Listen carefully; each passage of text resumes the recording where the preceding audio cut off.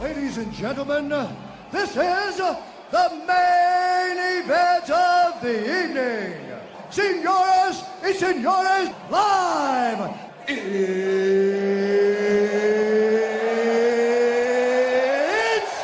time!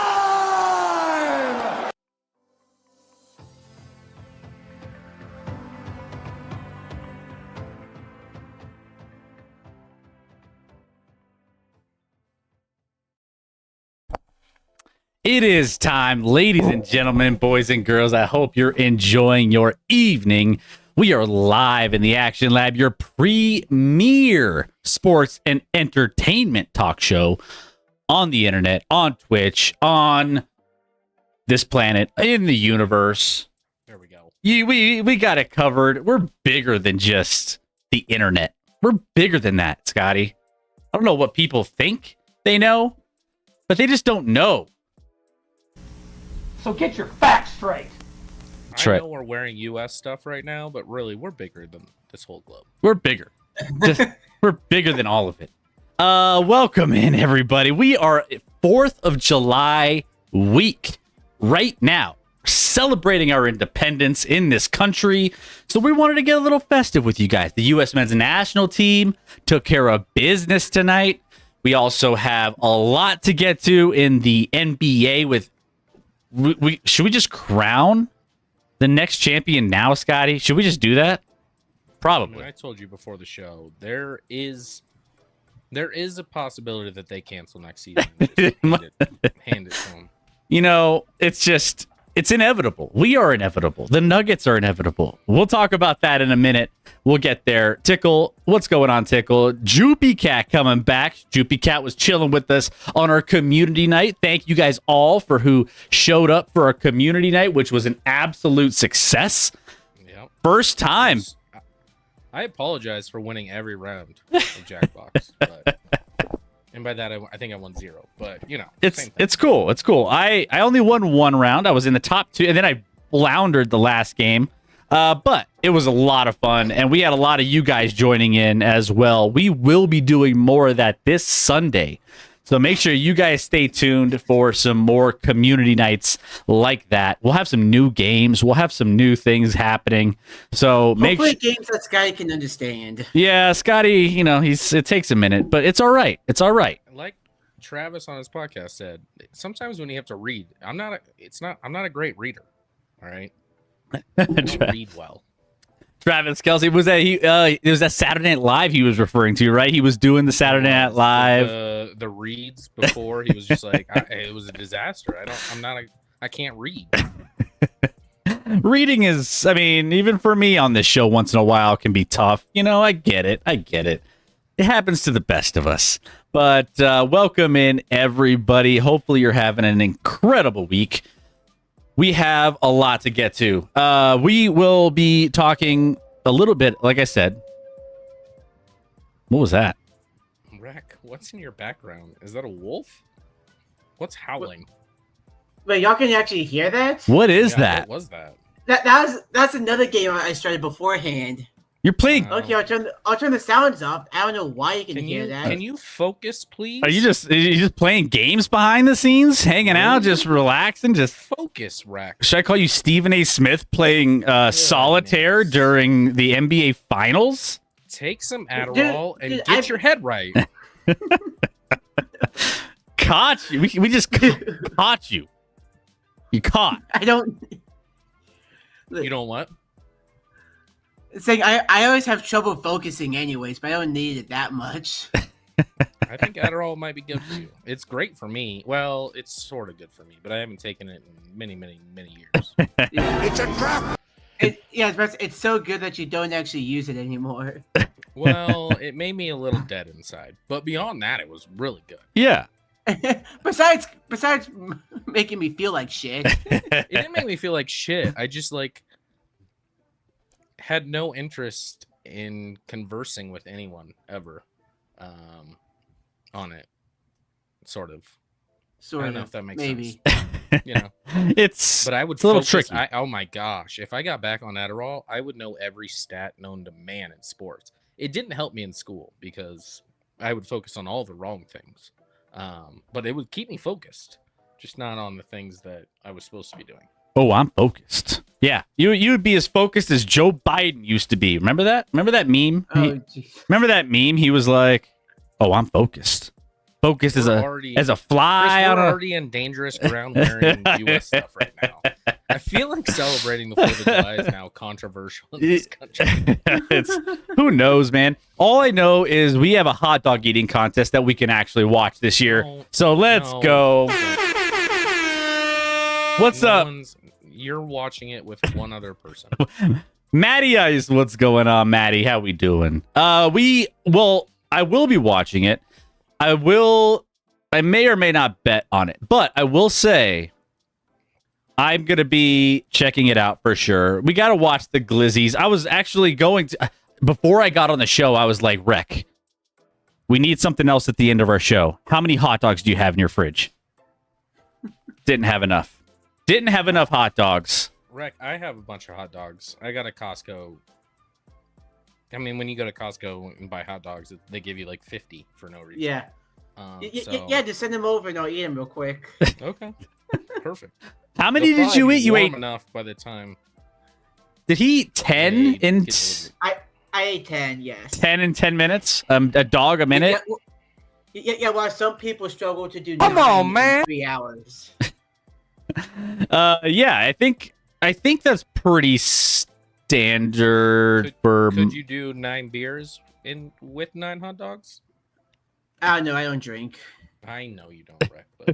But no, all right, NA beers, non-alcoholic beers. Rec. Yeah, you could do a little non-alcoholic. You could do the. Wait, Chairman, what the hell are you trying to say there? Now Rec's gonna eat Scotty. Wait, what? Hot dog? Wait, what? Chairman. He doesn't have the capacity for that. Yeah, but Rec is the reigning Glizzy gobbler here on the Action Lab. The reigning champion Glizzy gobbler. He He's is. competed against no one but himself. But still, I'm not eating 10 hot dogs. I have no interest in doing that. So. If I did, I would need to do. Did you eat the buns too, Rec? I think you did, right? Yeah, I eat the buns. You just didn't do it. You just didn't do it like the style that they do for the contest, where they eat the dogs and then they dip the buns in the water, right? Yeah, I didn't do all that. Chris, whatever hand motions you're doing right now, please stop. Bruh. This show is going off the rails quick. Are we after dark already? Are we after dark? Yes. We Please stop. okay. Please stop. This is a show for kids. Okay. Is it? I see. We're off the rails already. Happy 4th of July this week, everybody. Hopefully you guys are going to have a safe and your mother's. I know. Rocking the Colorado Springs Olympic Center jacket. I do bust this out every 4th of July on the show. And then I'll take it out and we'll, Greg, come on, man. Well, now you're back. That wasn't me. That was Scotty. We can't even. That was Scotty, definitely. Yeah, sometimes I'm like, I'm on camera, Rex. maybe these are blurps that people are paying for. No, it's Rec just absolutely destroying the microphone in one way or another. That's just how we try and stay on task, and then No, you does something don't. like that. And You do not try to stay on task. That's a lie, and you know it. I mean, My detector test determined that was a lie. yeah, it is sometimes a lie. But we had just be this is American themed show, so be American, be patriotic on the show in the chat. That's what we do here on this show. We're patriotic. We like to, yeah. Are we though? It's not a perfect country. There is no such thing. But damn it, it's a pretty good one to be in. It All is. It is. Everyone calm down with your anger. Yeah, exactly. By the way, every time it's 4th of July week, it's always Bobby Bonilla week, Scotty. Bobby Bonilla Day, every July 1st. Bobby Bonilla of the New York Mets, my second favorite team on earth. Second favorite baseball team on earth, I should say. Yeah. Actually, do I slide the Savannah Bananas up there now? I don't know. Well, that's not baseball. That's banana ball. That's banana ball. Yeah, you're right. But the Savannah Bananas are my number one banana ball team of all time. I digress. But Bobby Bonilla got his $1.193 million from the New York Mets. And he will be doing so every July 1st through 2035. Is there a better situation than that? I mean, we've talked about like backup quarterbacks behind guys that don't get injured. We've talked about like, just secondary, second or third string players on teams that make millions of dollars. But Bobby Bonilla, there's not a sweeter deal, right? I mean, Damian Lillard might kind of have a sweet deal. That might rival, but it's a lot shorter. He got a little screwed, all of that, but he's still gonna get paid, so it's gonna be okay for him. Yeah, he'll be all right. Yeah. Yeah. Bobby Bonilla has a pretty sick. I would be interested in how is he spending that money? Is he investing? Is he being smart about it? Is he just throwing it all away? I don't know. I want to say, what would you like? I'm trying to think of what I would do every single July 1st. Would I like just go outside, sit on the porch, smoke a cigar, have a thing of whiskey? I mean, I guess I don't do the cigar thing, but I kind of do that anyway. I was like, what do you mean?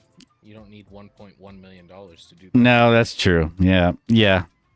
And True. I'm going to be honest, $1.1 million doesn't go as far as... Not as much as it used to.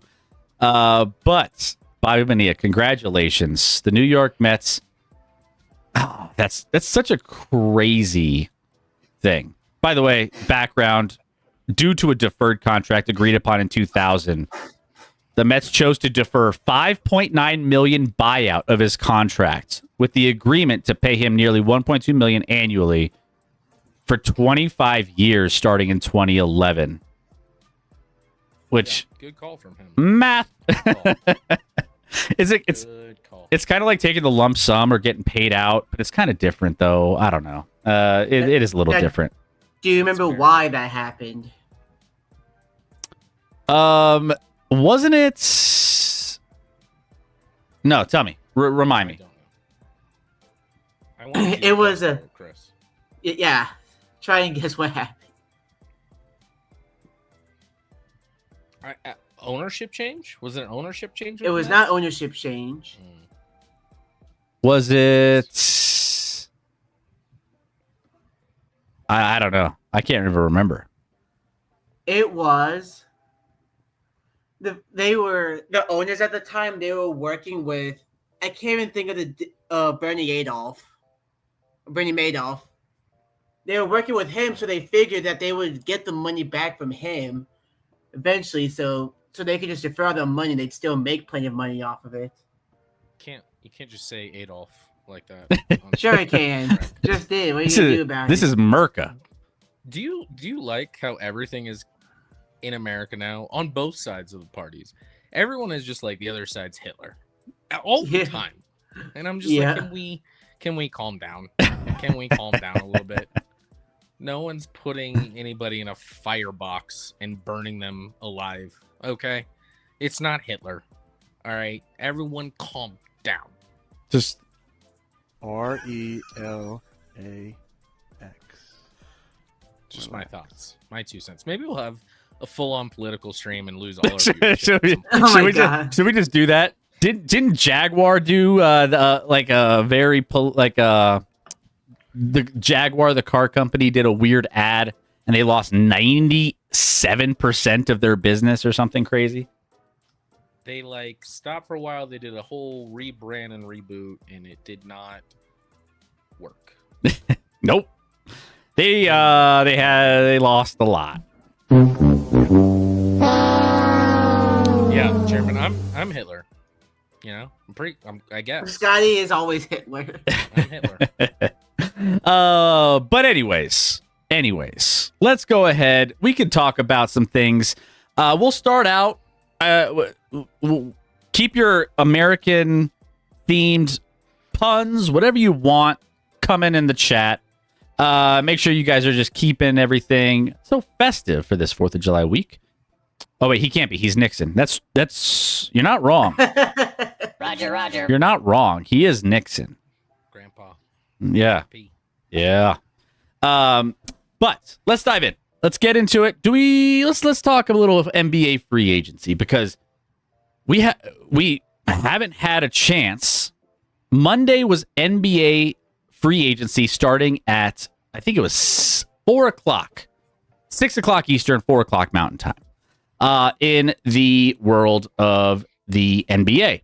So what happened? A lot happened. Well, for some teams.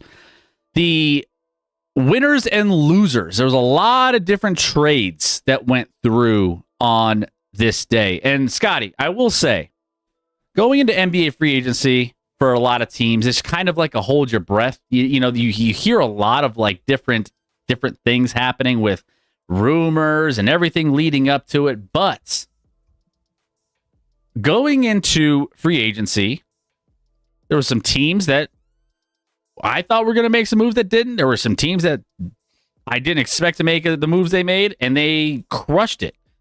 One of those teams is our Denver Nuggets, Scotty, which arguably had the best 24 hours of free agency a team could possibly have.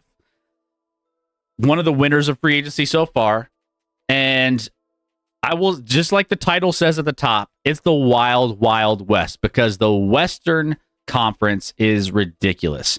So I'll get to the NBA, I'll get to the Nuggets acquisitions here in a second, but just real quick to set the landscape for the West.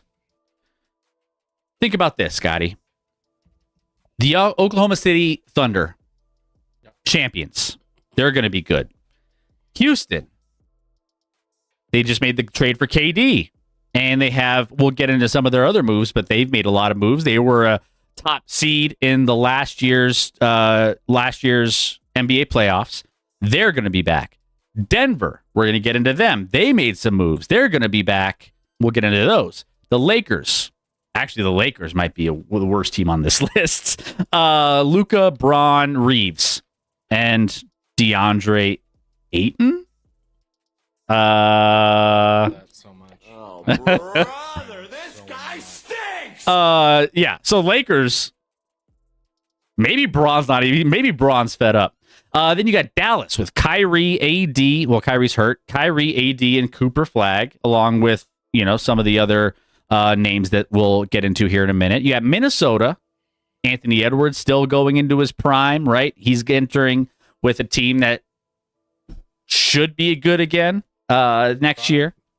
Brought their boy back that you didn't think they would. Naz Reid. Yeah, Naz Reid came back. They lost Walker Alexander. Nikhil Alexander Walker. I always get his name reversed. Yeah. Alexander Walker. Alexander Walker.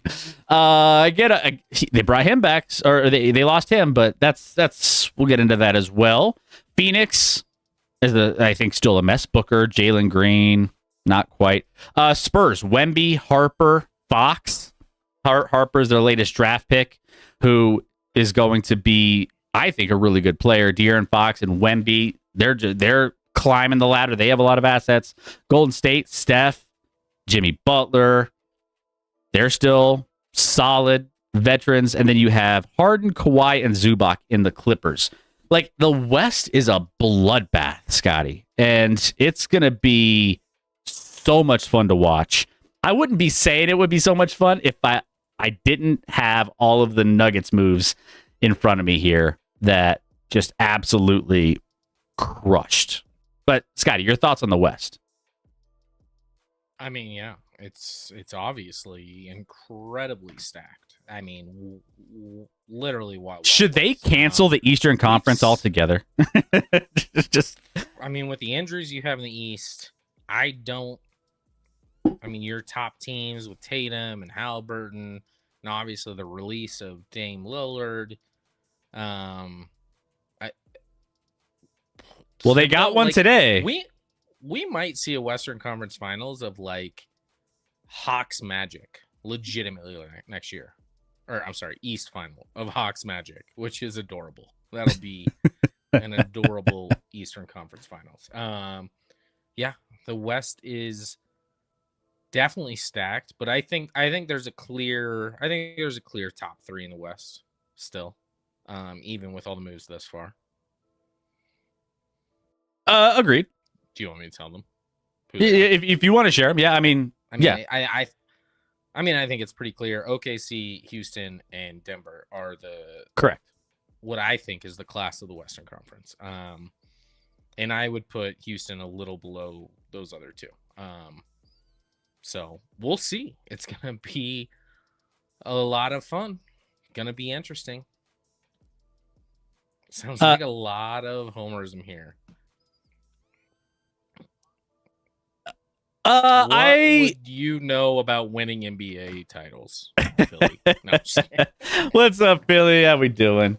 Or even making an Eastern Conference Finals, maybe just do that. But you're stuck with Embiid.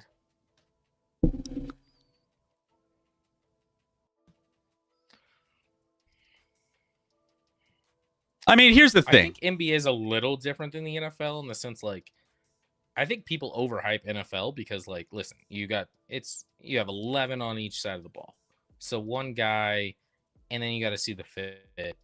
Whereas in basketball, you only play 5 at a time, Chris. I don't know if people knew this. Correct. You only play 5 guys at a time.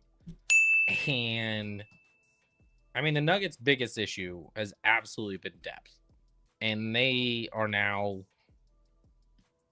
incredibly deep, dare I say. Anything can happen. Injuries happen. Things like that happen. You have to see how it meshes. But, like, from a Nuggets perspective, having Jokic at the center of it all, pretty easy to mesh with Nikola Jokic. Not a lot of players have had trouble meshing in that offense with Nikola Jokic. Yeah, let's start with the Nuggets. Let's dive into why they won the offseason and why they are poised and why everyone is crowning them as one of the best, if not the best team in the NBA right now. I know Oklahoma City Thunder fans have something to say about that. Obviously, the defending champions who aren't going to be making any moves. They're staying pat, most likely. If they do make any moves, it'll be just little minor, bench moves or something like that. But there was 3 things that I think were the biggest issues for the Nuggets, and that was backup center for Jokic, which was solved by bringing in Jonas Valanciunas. And you also have Deron Holmes coming off the bench as well. Young kid. He was drafted last year, had an Achilles injury, and now he will be ready to go for Summer League this year, but he can run the 4 or the 5. So either way, you have some options with size from a backup standpoint. Depth was another aspect. That was solved by not only getting Bruce Brown on a veteran minimum, but Tim Hardaway Jr., who I think he started like 70-plus games last year for a team that we're getting him on a veteran minimum coming off the bench is crazy. That's just crazy value. I don't know how we pulled that off. And I think that's a little bit of the Nikola Jokic. We want to play with him and win a championship and knowing all the other moves that were made. So depth. Julian Strawther's coming back. You got Peyton Watson who's developing. You got all sorts of different depth pieces that you didn't have. And not to mention you upgraded Michael Porter Jr.'s position, which I love Michael Porter Jr. I appreciate everything he did for this city. I appreciate everything he did for this championship team that they won, but this was the best possible move that I don't know how they pulled this one off either. It did end up being shipping out a first-round pick, and we don't have a lot of those, Scotty. We talked about that on a previous show. One every other year because you have to, but otherwise. Yeah. Cameron Johnson comes in. You're seeing some highlights of him on the screen right now. Versatile. He can attack the rim. He's catch and release shooter. He can shoot off the dribble, off the move. He can do a lot of different things. He's not maybe as good of a rebounder as MPJ necessarily is, but defensively he's an upgrade a little bit. So that's what's nice about him. And he's a smart player. I was listening to Scotty to a couple interviews this past week, and he was very, very intelligent with how he looks at the game, much like Jokic. I mean, it's almost a perfect fit. And so I could tell you right now, this is arguably the best lineup Jokic has ever had in his career in Denver, with the bench unit and starting five. Yeah, the issue's always been the bench has been always when he leaves the floor, it's a disaster for the Nuggets. Now you get a backup big in Jonas Valanciunas, who can provide some good minutes. You get the Tim Hardaway Jr. Tim Hardaway Jr. And this stat's super interesting to me in the sense of like, how did he get this few open looks from three last year? But Chris, from 3-point range last year, when he had open spot up 3-point attempts, he shot 63%, which is wild. Open. It was only 36 of 57, so pretty small. Like I'm like, how did you only get 57 open looks from three? Now that you were Jokic, you'll get several a game. But 63% on his open looks. That's and Tim Hardaway Jr. is a nice piece, and I like that. But like getting and we haven't even mentioned Bruce Brown. Let's give it up. Can we give it up for Bruce Brown? He fleeced the league. He got paid, balled out, won a championship with the Nuggets, got his bag, took a 2-year hiatus of just playing like garbage. And guess what? Now he's on the vet minimum with the Nuggets, and he's going to, like, I have zero doubts that he's not going to be the same player he was 2 years ago with the Nuggets. He will be. And it's going to be incredible to have that off the bench. I'm so excited about this team, Chris. Like, Cam Johnson is more versatile, does a little more. Like, listen, I've always been more of an advocate of MPJ than most. Like, you've defended MPJ more than I ever thought you would. I've always said we should not move off of MPJ until this offseason. I was like, okay, now might be the time. Obviously, MPJ, we took the Thunder to 7 games with MPJ contributing basically zero. Basically, he had nothing. That hurt shoulder. Correct. Like end of game situations, he wasn't even in the game. They put in Westbrook and kept him out of the game. This Nuggets team. And then Chris, I don't know if you've seen pictures of Christian Brown in the offseason. Oh my goodness. Chris, I'm not interested in men, but if I was, is he your new man crush? He might be at the top of the list. That dude is jacked. I mean, here jacked. I saw a picture. Actually, there was 2 side-by-side photos of him when he was like in summer league with the Nuggets his rookie year, and now, and he was jacked at Kansas. Don't get me wrong, but he was just still 19 years old or 18 years old or whatever he was. Dude is yoked. Cam Johnson's going to be more of a cutter than MPJ. He can do more off the dribble than MPJ. He's probably more, the IQ level is a little stronger than MPJ. He's a better passer as far as like, he's not like a great passer, but like as far as like moving the ball to get an open look, like just swinging it around. MPJ, a lot of times when he gets the ball in his hands, it freezes with him a little bit. Not as good not as much length and height.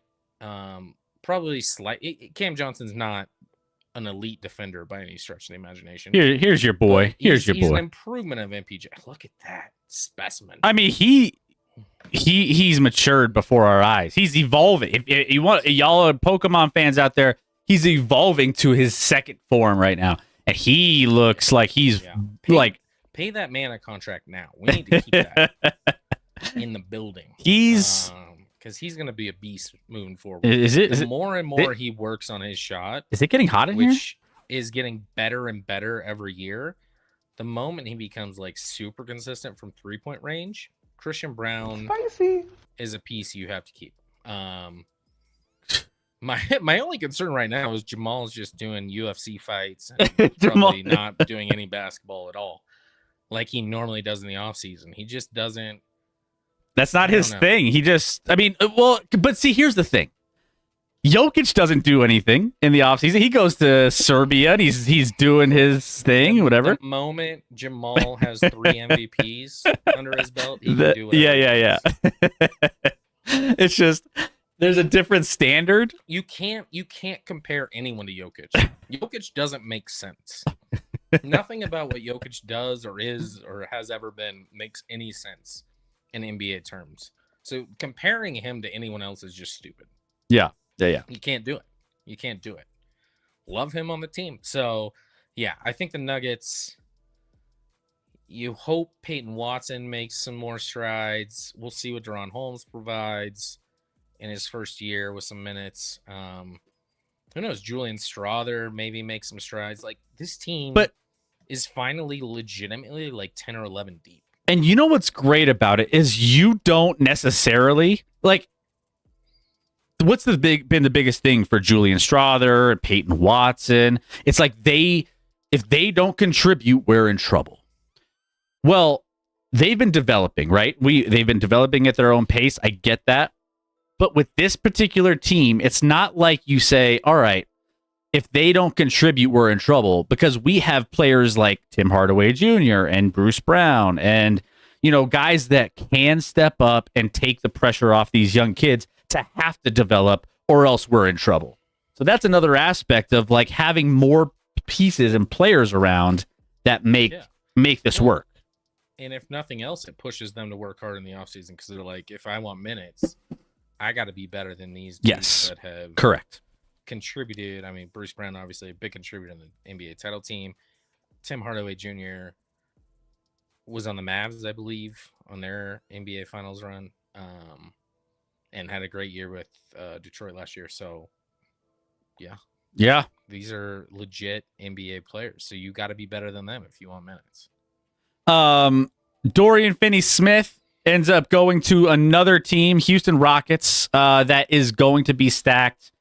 That's a nice pickup. I've always liked Dorian Finney-Smith. That's a nice pickup for the Rockets. That's a great pickup. He's always been kind of a guy that I'm just like, I don't know. I feel like Dorian Finney-Smith is kind of always on the wish list for most teams. Always. He's like, he's just always, you're just like, man, I need a 3-and-D guy. Who's out there? Is Dorian Finney-Smith out there? Quintessential 3-and-D guy. Give me some DFS. Not daily fantasy sports, some Dorian Finney-Smith. He goes to a team that re-signed Fred VanVleet, bringing back Amen Thompson, Tari Eason, both young guys they've drafted. They added Kevin Durant, and now they have their anchor, Alperen Sengun, with Steven Adams and Clint Capella in the backup roles there. I don't know what they were necessarily doing with like having the Clint Capella thing. I don't know why they felt like they had to. Maybe because Steven Adams is always injured. But old friend alert, and Steven Adams, is up there in age. So I maybe it's a kind of like a security blanket just in case. But I mean, I haven't even gotten into Dorian Finney-Smith. Reed Shepherd is played a lot of minutes in the G League last year, which you liked him for your Rookie of the Year. I bet on him for Rookie of the Year, and the guy, it didn't go well. But that dude is a marksman. Like, that dude can shoot like nobody else. So I have to believe that Reed Shepherd's gonna be a contributor on the Rockets this year, like in a very, very positive way. The Rockets are deep. I wasn't a huge fan of the Durant signing. Just like, I don't know. We'll see. I mean, I get it. You need a bona fide star. They didn't have that. I don't know if Sengun is that guy. Jalen Green was too inconsistent, but had a ton of upside. But you're trying to win now. Now's the moment. You go and get Durant. We'll see what Durant does with these young guys. I feel like Durant's hard to play with. Durant's a little emotional. I don't know if people have picked that up on social media, but KD just did the podcast with Steve Nash and LeBron James. He was just talking some hoops, and he basically said Bronny's not going to make it in the NBA. I don't know if you heard that part. He's like, guards under 6'2". I don't know if you could be good a starter anymore. You're just a liability, and you're probably just going to back up for your entire career at best. and LeBron's like, yeah, 100% agree. And it's like, LeBron, he's talking about. that's your son. That's yeah. Let's just say. I think LeBron in his mind is like, you can't be possibly talking about the next greatest basketball player to exist. We now have Broncos Colts highlights. Sorry, I don't know. I don't know what's happening up here. What a strike down the middle. we can watch some Broncos highlights. Why not? Who says Anthony Richardson can't play? This right now is Colts highlights, Chris. Yeah, mixing it up to see if you guys are paying attention. DeAndre Ayton or Jonas Valanciunas? Well, a couple things. One is going to be a backup big, and the other is going to be relied on for a lot of legitimate minutes after being let go by the Blazers because of a lack of effort or care. Yeah, I don't know who's better between those two. It's probably pretty comparable. But what I know is if the Nuggets play the Lakers in the NBA playoffs, Jokic will eat DeAndre Ayton alive. He already has before, where like they were benching Ayton when he was on the Suns in the series against the Nuggets. Like Ayton cannot hang at all, and then he just gets in foul trouble. Ayton gives up 29 points on average to Yoke, and also I think 29 points, 11 rebounds, and like 7 assists or something on average, which is wild. The Lakers, I want to say, are probably the worst they've been. Now, you had the opt-in for LeBron James on the Lakers, right? But then there was these weird things like, oh, well, LeBron probably, he wants to play for a team that's going to be able to win a championship. And it's like, I don't know if you're going to be there with the Los Angeles Lakers. They were the most underwhelming. I think their first option out the gate of free agency was Jake LaRavia on a 2-year, $12 million deal.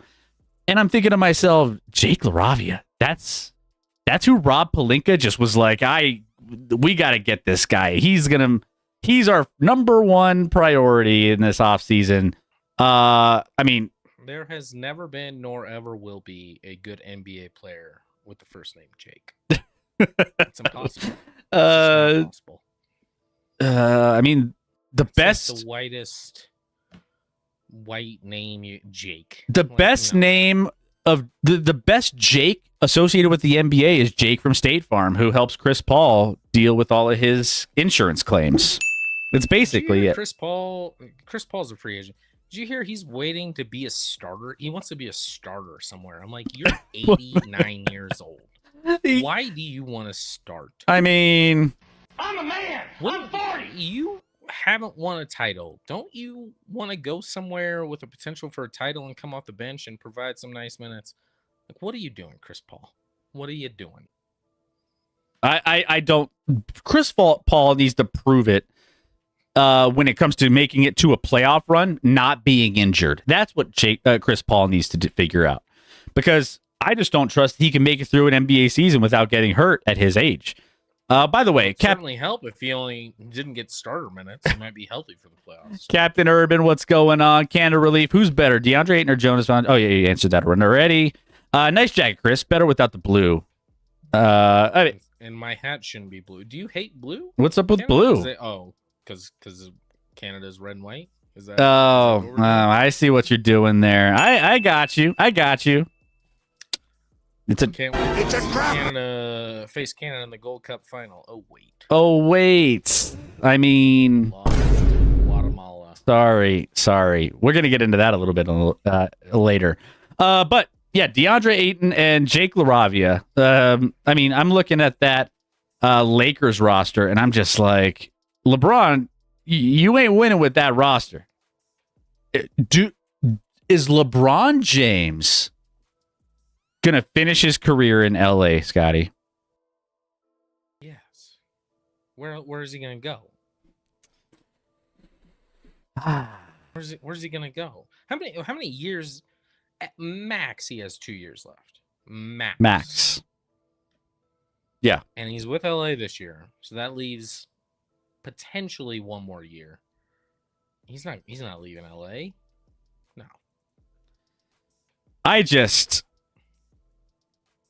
How desperate is he? You'll know how desperate he is to win another ring, to try to climb that ladder, to be a little closer to Jordan if he ends up leaving the Lakers. Because this team... He already said it.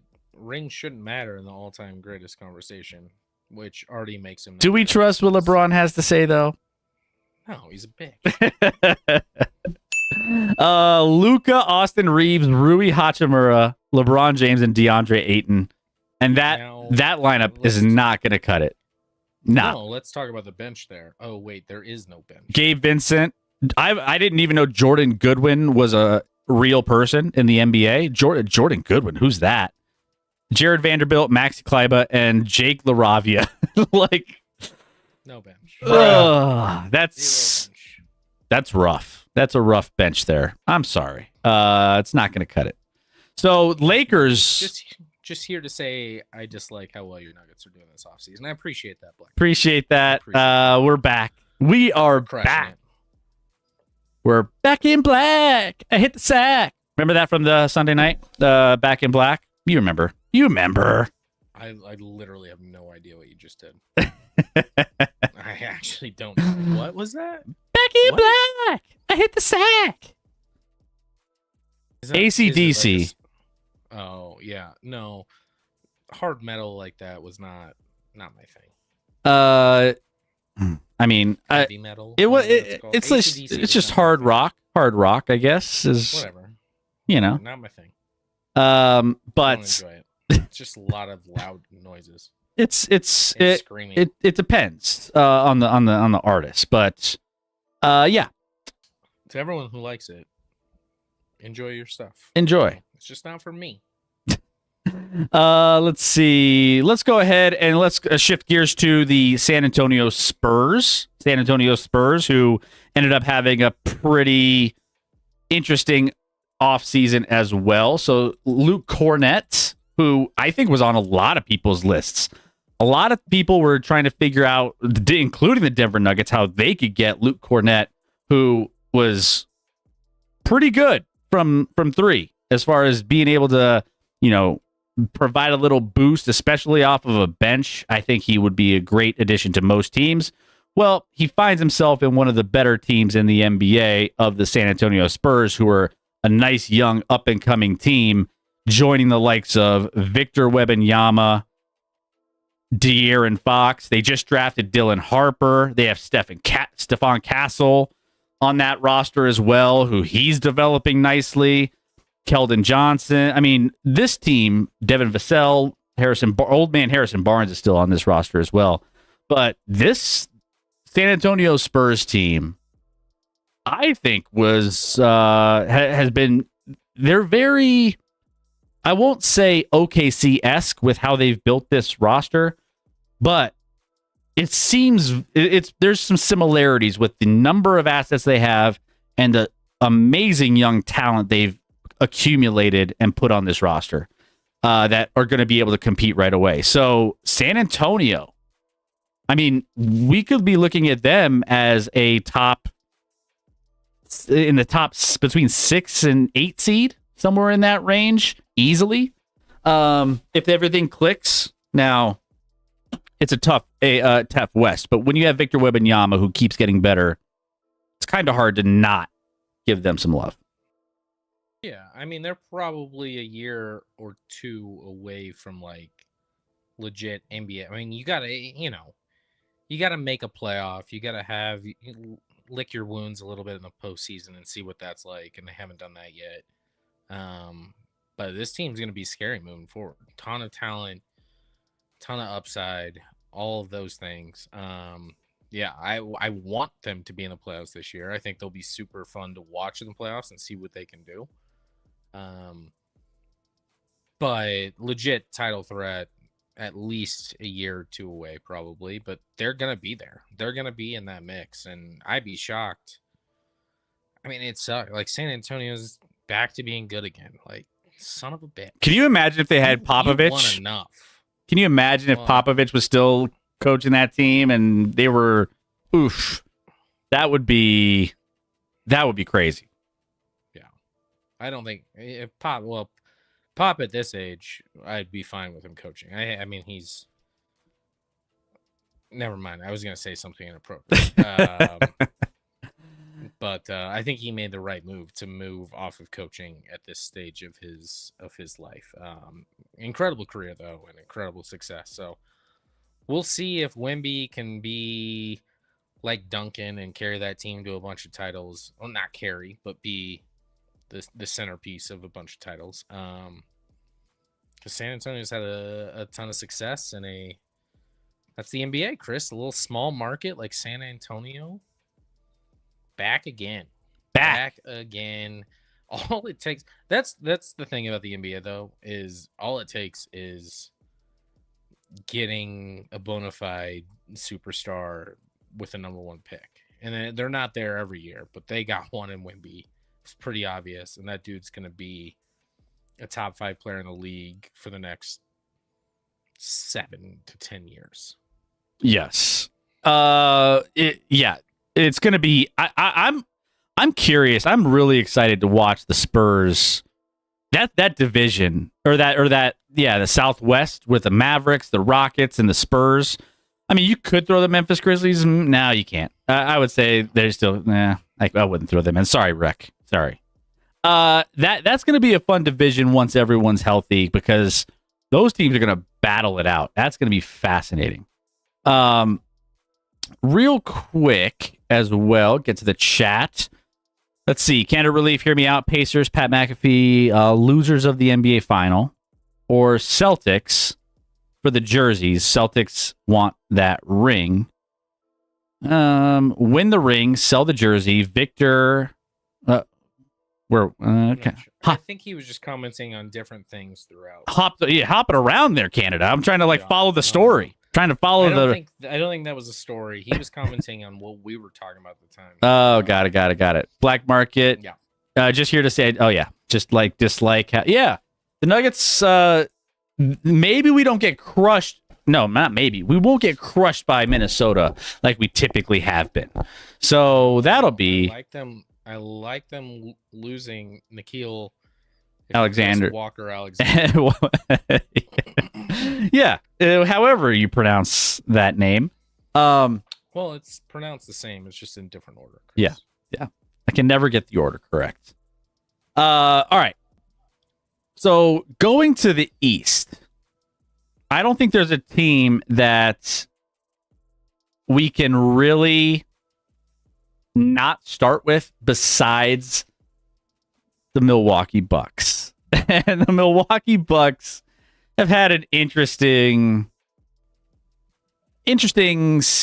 off season, to say the least.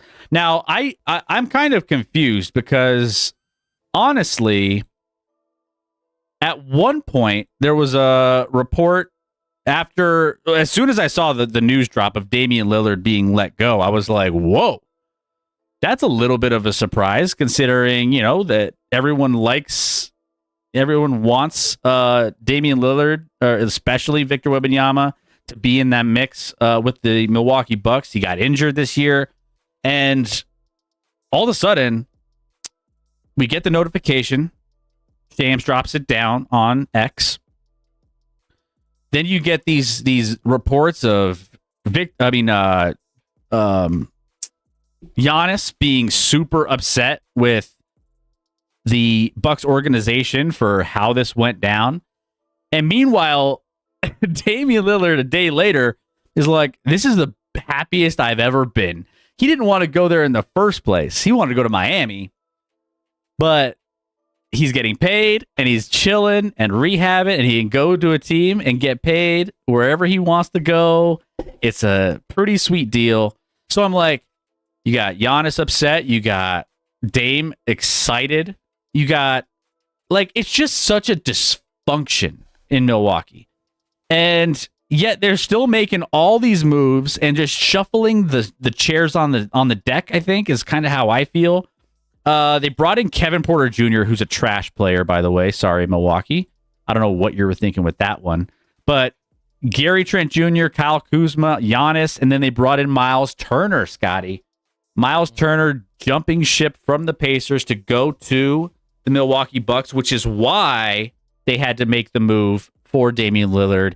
They did some working around with the CBA to be able to pay Damian Lillard and then still be able to sign Miles Turner, long story short. So, and then they also brought in Gary Harris, who isn't the player that probably they would wish he was, and at least from back in a few years ago, Gary Harris. But either way, Milwaukee Bucks, I feel like, are just like, it's like you just can't pay attention and you're just like squirrel, and you just like make all these random things happen.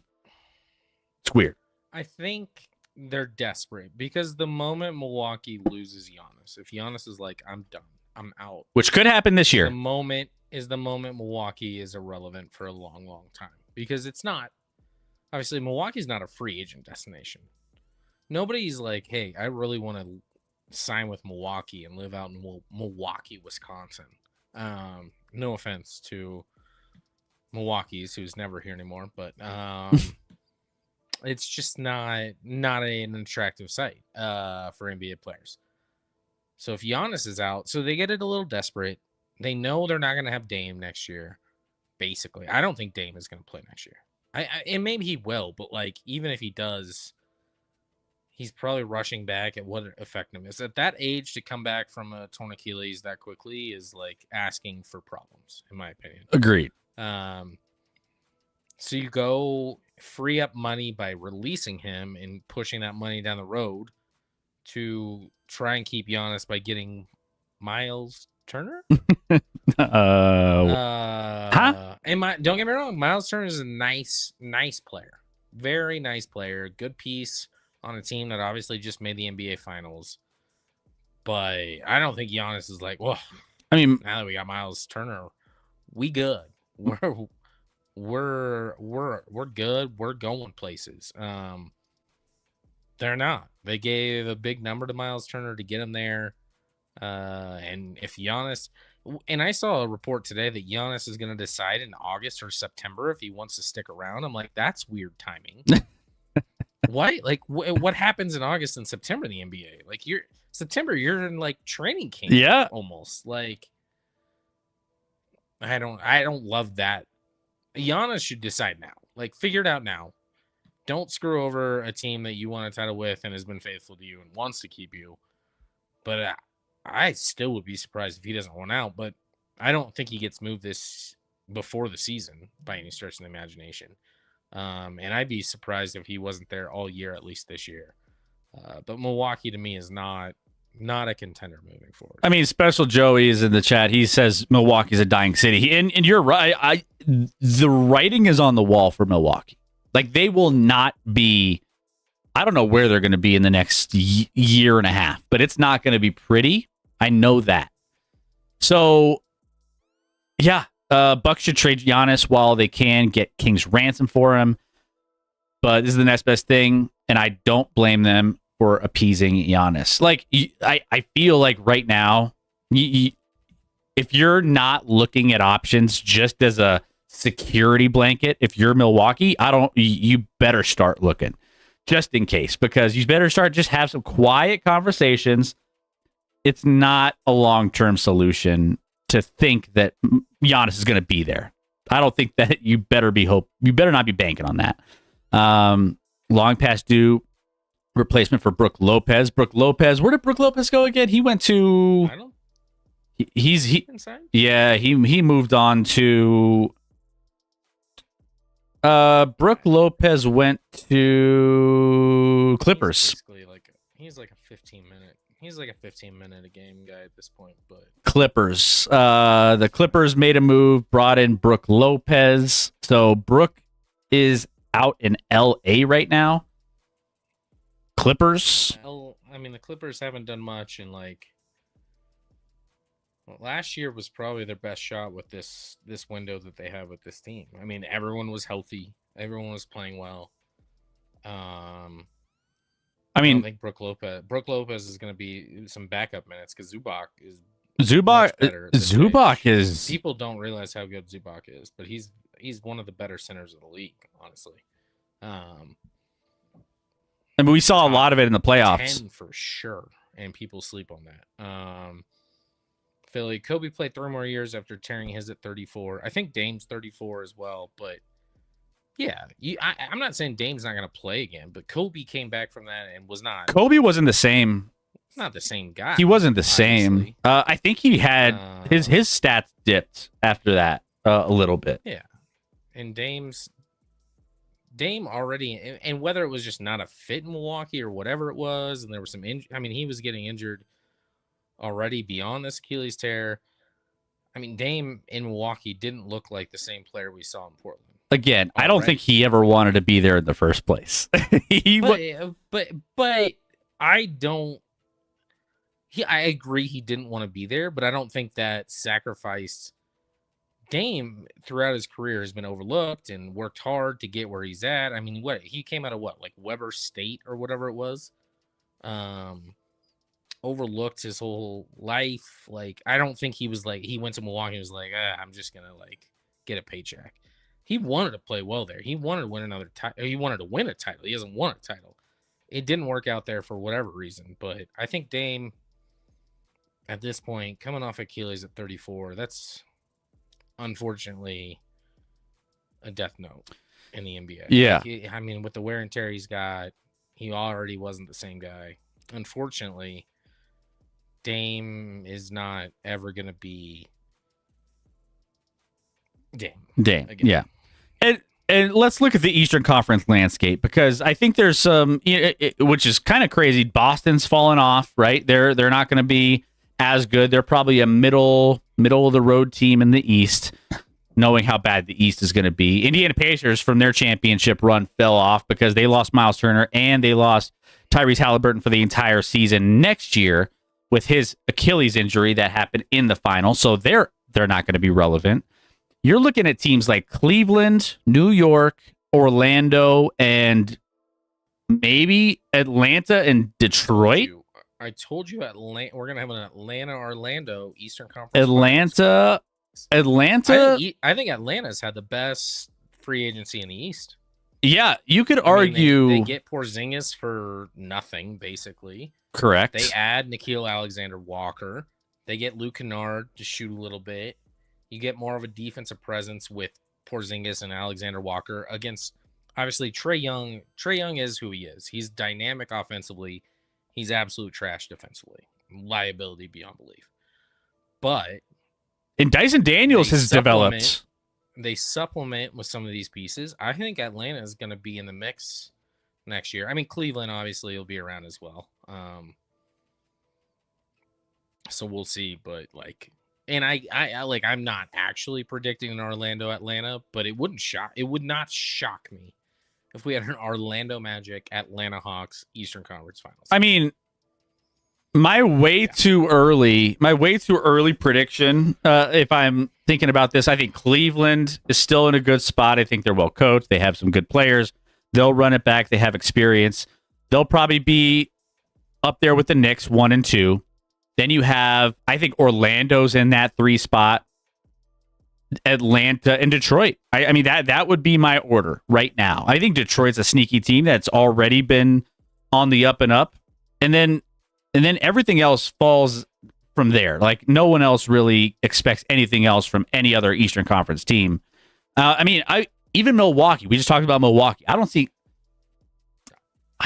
think there's going to be some shit going down in Milwaukee to where they won't be up in the mix. On paper, the NBA Finals next year should be a bloodbath, regardless of who makes it. From either side, the West should just absolutely, whoever makes it from the West, unless they just went through a gauntlet and they're like exhausted and tired and don't play up to potential, it should be a bloodbath. The NBA Finals will not be interesting next year.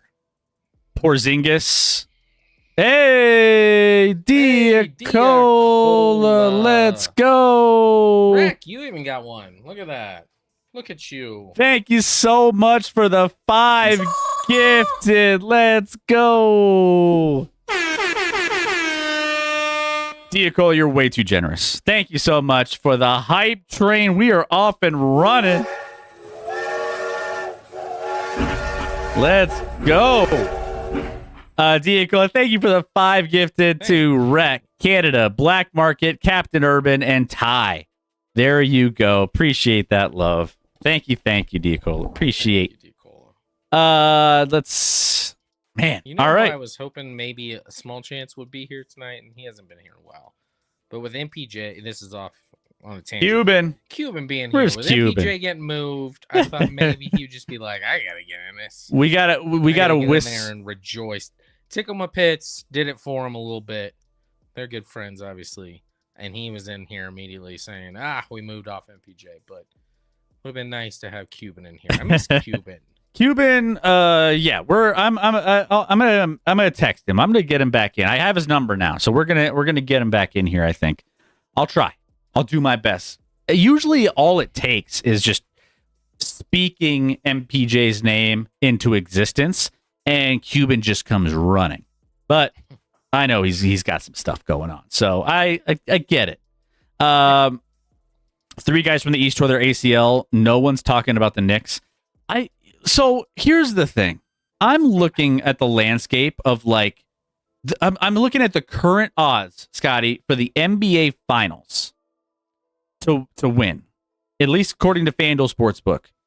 And it goes, before you look, don't look. Can you guess the order of the teams? Because it shifted since last time we were texting about Denver.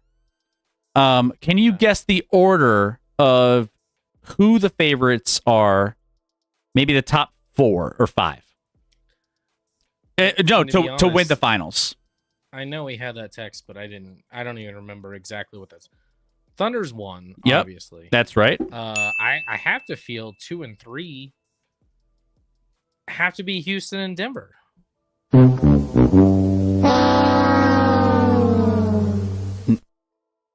New York and Cleveland are tied for seconds.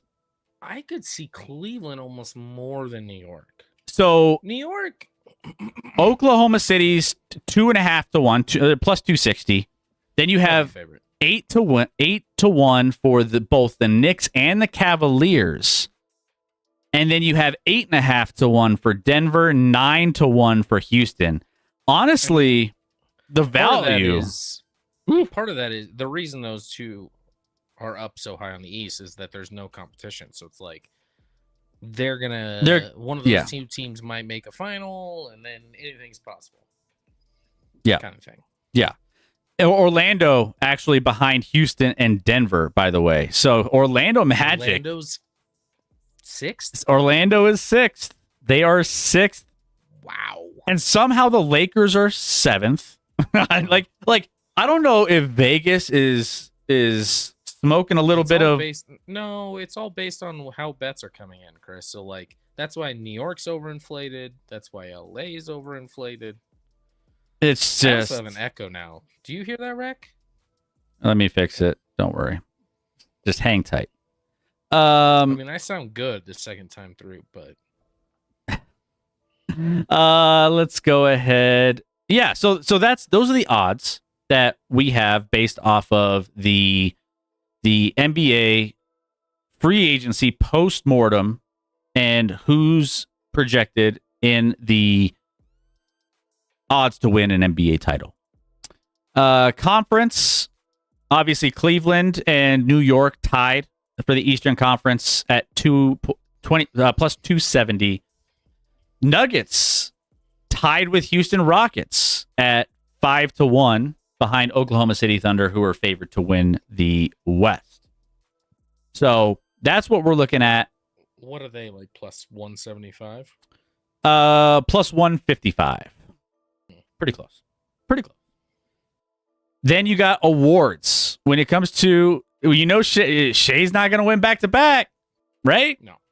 The favorite to be the MVP of the regular season would be Nikola Jokic, 2-1 odds. Shea, just under 3-1, and then Luka, 7.5-1.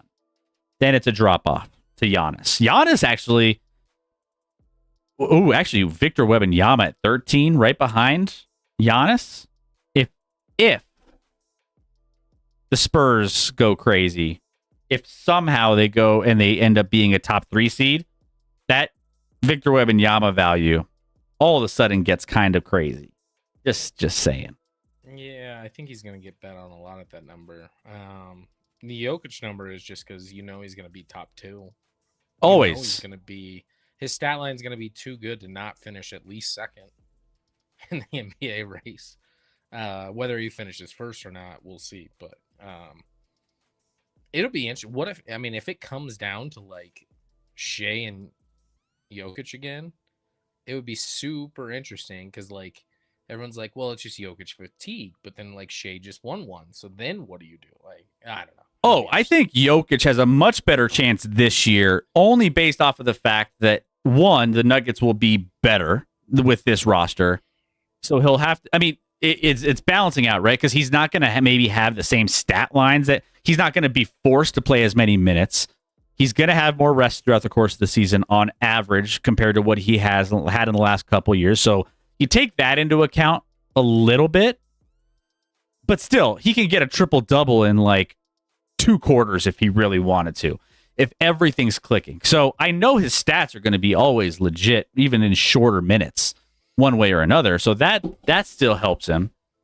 I just think that people, every year that Jokic wins it, there's always that group of people that always challenges. The years that he doesn't win it, everyone's like, the Embiid year, man, Embiid shouldn't have won it after the fact. People were saying this. People were saying this year, oh man, this was the best year that Jokic has ever had in his career, basically, and he lost to Shea. And there's those arguments that people voted for Jokic, but I will say he's going to be a top 2 candidate. So, just put this in perspective. If Jokic somehow wins an MVP this year, he would be tied for 3rd all time in MVPs with guys named Bird, Wilt Chamberlain, LeBron James, and Bill Russell. How many did Bird have? Bird had 3. Magic had 3. He's already tied with those guys. I don't know why. Oh, okay. Bird had 3 in a row, right? No.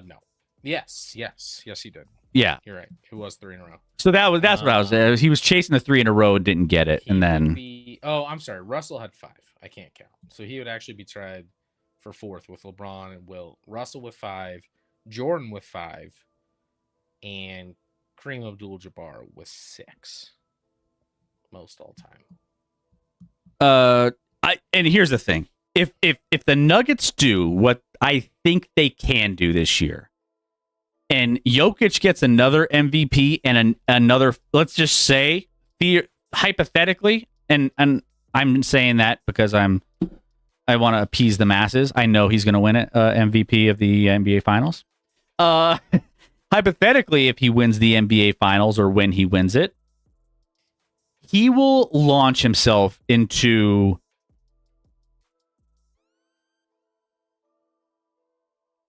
top 12, I was gonna say 10. Top 12, top 10. How do you got now 2 titles in Denver, who's never won a title before, so it's an organization that's never done it. You've won 2. You got 2 NBA Finals MVPs and 4 MVPs. That's top 10 all time. He passes. He easily gets into that candidacy for what? fourth, maybe all time center. I mean, I know the centers are kind of stacked, but you can make an argument third or fourth, depending on who you're talking to. Centers are stacked. It's stacked. I just mentioned Kareem and Bill Russell and Shaq. Chamberlain. You got Shaq. You got Akeem. You got a lot of guys there, but yeah, I think so. You're getting into some. I mean, he's already a legend, but he's getting into some crazy territory, especially if he rattles off in the next couple years with this roster. Well, a couple of guys, only 1-year contracts. I get that, but it could be a crazy couple years for Nuggets fans in that window. And never played with a fellow All-Star. Still hasn't played with it. Never. No one has ever made an All-Star team as a teammate of as a teammate, yeah, because Russell Westbrook. Well, that's the thing. If they do the whole world regular thing, season Jamal won't do it.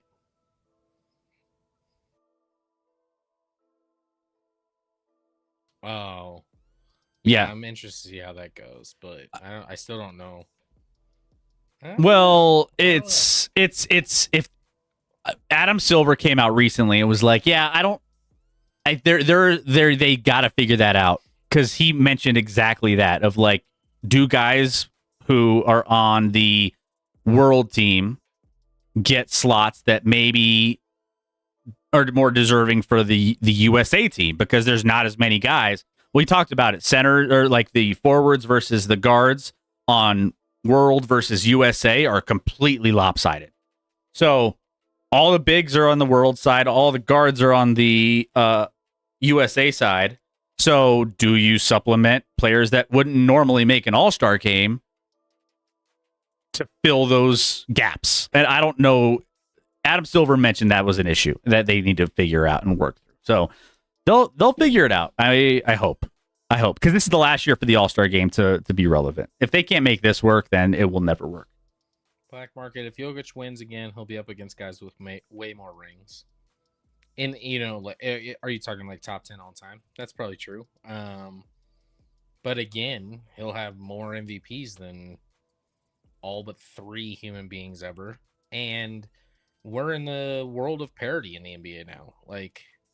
With the new rules and the CBA and how it works with the aprons, it's much harder to have a dynasty than it was back in the day. So it's a little different. But yeah, I get what you're saying with rings. Canada, Jokic has the worst season of his career. Does this Nuggets team still make the playoffs?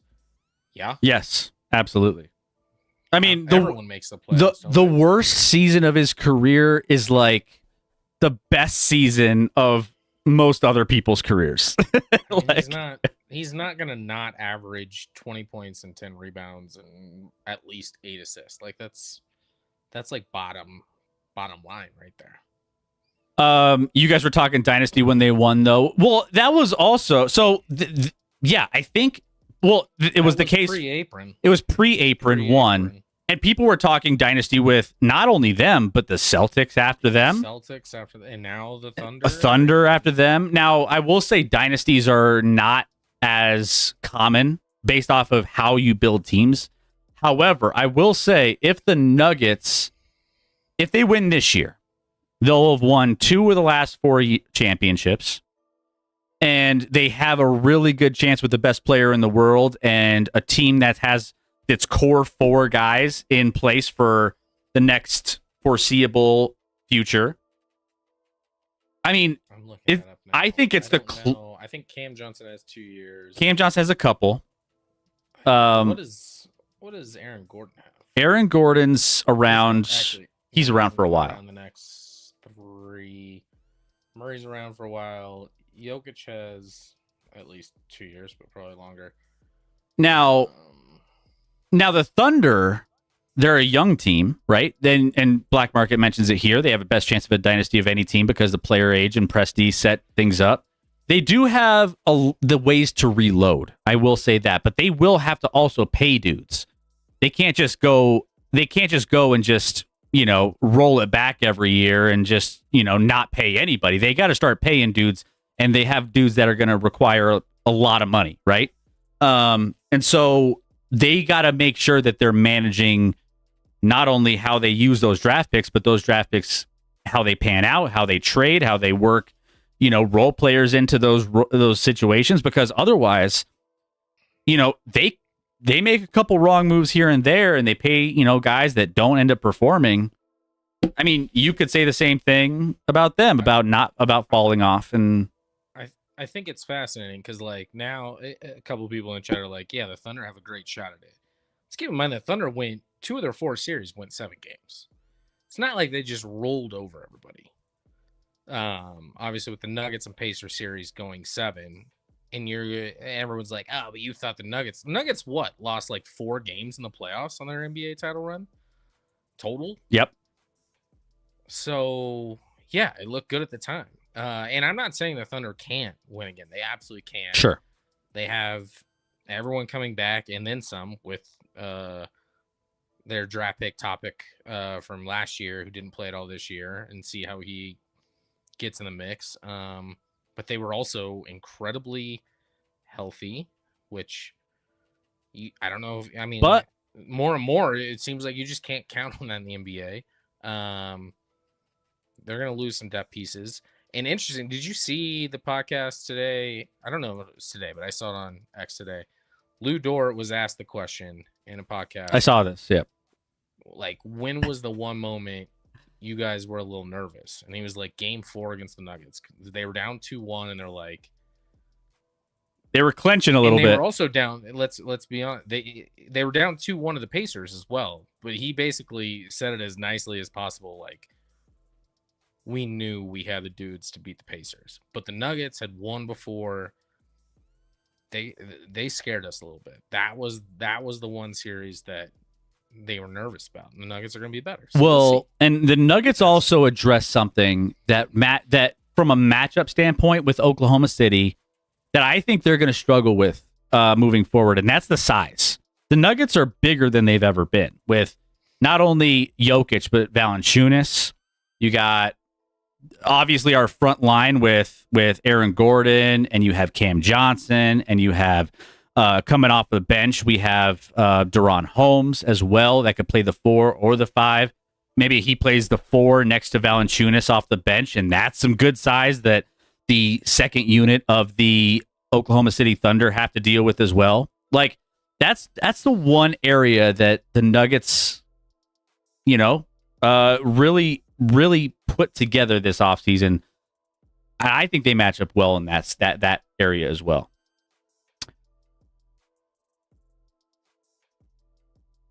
Which, by the way, can I say Ben Tenzer and I don't even know what's his name, John Wallace, because I always think it's John Wallace. John Wallace and Ben Tenzer. I'll look at you in the camera here, both of you. I apologize. I went to Scotty and I was like, Scotty, what are we doing? This is awful. Like, this is so underwhelming. We're bringing guys in that like Ben Tenzer, before he got brought on in his press conference or during his press conference, was like, yeah, someone asked him, what prepares you for this role? He was like, oh, not only my familiarity with the team, but I took a class in college about, contracts, sports contracts, and, really prepared me. I'm like, oh, brother, what are we talking about right now? A college course? That's what the credentials are nowadays? And I'm just like, okay. And then they turn it into this crazy offseason that no one expected. I didn't expect. So, oh my gosh. I'm like, sorry. Ben Tenzer and John Wallace. Who was the level-headed guy, as always, Chris? He was like, I don't care how they perform in a press conference. That's what I said. I'm like, I don't care if they're good at a press conference. And I was like, I don't know if they're going to be good GMs. Yep. But let's see what happens. I guess I've just been traumatized. They haven't crushed it. I've been traumatized too many times from the previous regime to not make a single move, where we're just sitting here waiting for something to happen and nothing ever happens because we're trying to invest into our younger guys. And I'm just like, thank you. Thank you. I apologize for every bit of slander I sent your way. If Rudy Gobert could hold a basketball, we would have crushed the Thunder. I don't know if that series was not very competitive. I don't think it was solely on Rudy Gobert catching a ball. But also, Rudy Gobert's never been able to catch a ball. So, like, why would you count on him to catch a ball then? Outside of hitting a crazy no-look fadeaway jumper against the Nuggets in Game 7 that led them to a win 2 years ago, Rudy Gobert he was good against the Lakers because the Lakers have 0 bigs. Now they have DeAndre Ayton. Good luck. I will say, in going back to the dynasty thing, like, dynasties won't be a thing. So let's just stop this dynasty thing for all teams until you can win two. Just win 2. We haven't had a team win 2 in 7 years. So, right now, there's 2 sports with potential dynasties. Well, one already is there. Obviously, there's one dynasty in the world right now, Chris. Okay, we'll get. Actually, there's 3 sports. 3 sports with potential dynasties, but one is already there. I mean, the Chiefs are a dynasty. Chiefs. Okay. Yeah. Correct. And then obviously the Panthers back-to-back, they have potential, and Dodgers have potential. But the NBA, just different team every year. Yeah. Different team every year. Question for you, chat. Does winning a dynasty in a landscape that doesn't lend itself to dynasties give more weight to that dynasty, given how teams are built and the different circumstances with a second apron, first apron? You can't have the same flexibility and pay dudes the way you used to be able to pay. We've seen 7 different champions over the last 7 years. Does a dynasty now mean more than it did when you were able to do all the other things and be able to build teams differently? I think yes. I think dynasties across the sports landscape are harder today than they were back in the day outside of baseball. Baseball, you can still a dynasty because there's no salary cap. Yeah. So that's the one sport where but baseball's also finicky where baseball's random luck, but the Dodgers seem to it doesn't matter. The Dodgers might be good enough where it doesn't matter. Like, they won last year and Ohtani was garbage in the playoffs. Or at least in the World Series. So they might be good enough that it doesn't matter.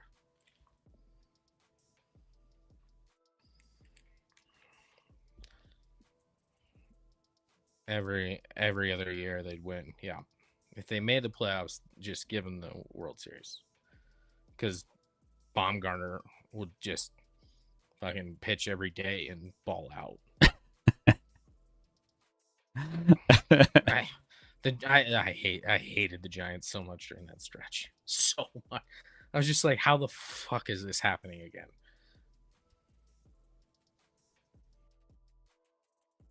The Giants, for sure. Dodgers, I can at least listen. I don't think it's fair, and I don't think it's good for baseball, but them winning all the time makes sense to me. The Giants winning never made sense to me. It's like, how are they doing this? This doesn't make any sense. They would get marginal guys at the deadline, extremely marginal guys that had bad years for their team, and they just go to the Giants at the deadline and just hit 350 the rest of the year and go off. And I'm like, what's happening? It was so annoying. Black market, probably more difficult, but it's also took 7 seasons to prove how difficult making a dynasty is. And 3 out of 7 had Kawhi, LeBron, Curry, who had won before. Canada in the chat, imagine what NHL rosters would look like if they went back to the original 6 teams. APC, what's up, APC? There could be a dynasty in hockey if they were down to 6 teams.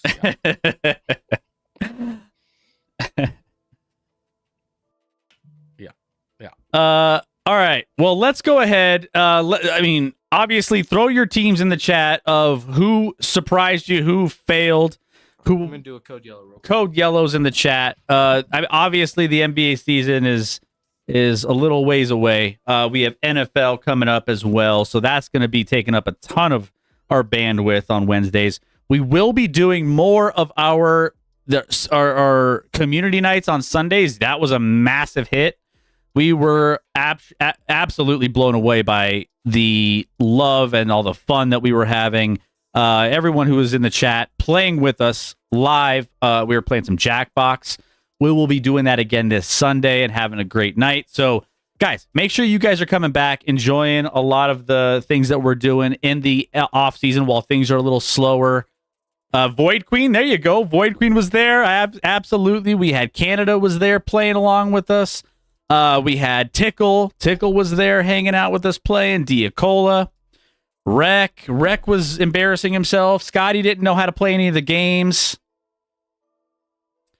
It was a blast. We had a great time. We obviously love our sports that we do on our Wednesday show, but we are definitely mixing in more of those Jackbox nights with more new games and more new fun.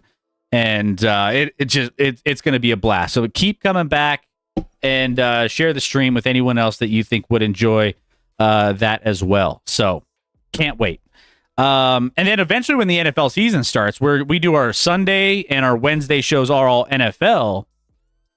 And then we're going to have to move our community night to like a Thursday or something. We'll have to mix that up. So Thursday might be our community night. The Indiana Fever, Caitlin Clark. I mean, what's not to like? She's pretty much carrying the sport on her back. How do you think the Fever and the Angel Reese band girls basketball is more cool than NBA? I mean, I will say, shout out to women's basketball. It's growing and the popularity of it. And I think, again, Angel Reese and Caitlin Clark are a big aspect of that. There were, I'm a big sports cards guy. There was a big thing with sports cards of nothing but Caitlin Clark and Angel Reese cards that were like life-changing cards, like $100,000 cards of these players, Caitlin Clark and Angel Reese, going crazy. But yeah, women's basketball getting a lot of eyeballs, more so than they ever have. So shout out to WNBA. Shout out to all. I haven't been following it as much as I probably should, but players still hate Caitlin Clark, and it makes no sense to me. Did you see finish like ninth in voting? Ninth best guard in player voting, which is that? Are there? And I'm not familiar with the WNBA. Like I know that she's a really, really, really, really good player. Is she really? There's only 13 teams, I believe, right now, and I think they announced some expansion, but there's 13 WNBA teams, I believe. Her being ninth best guard in the NBA or WNBA is like, that's just hater. You're hating.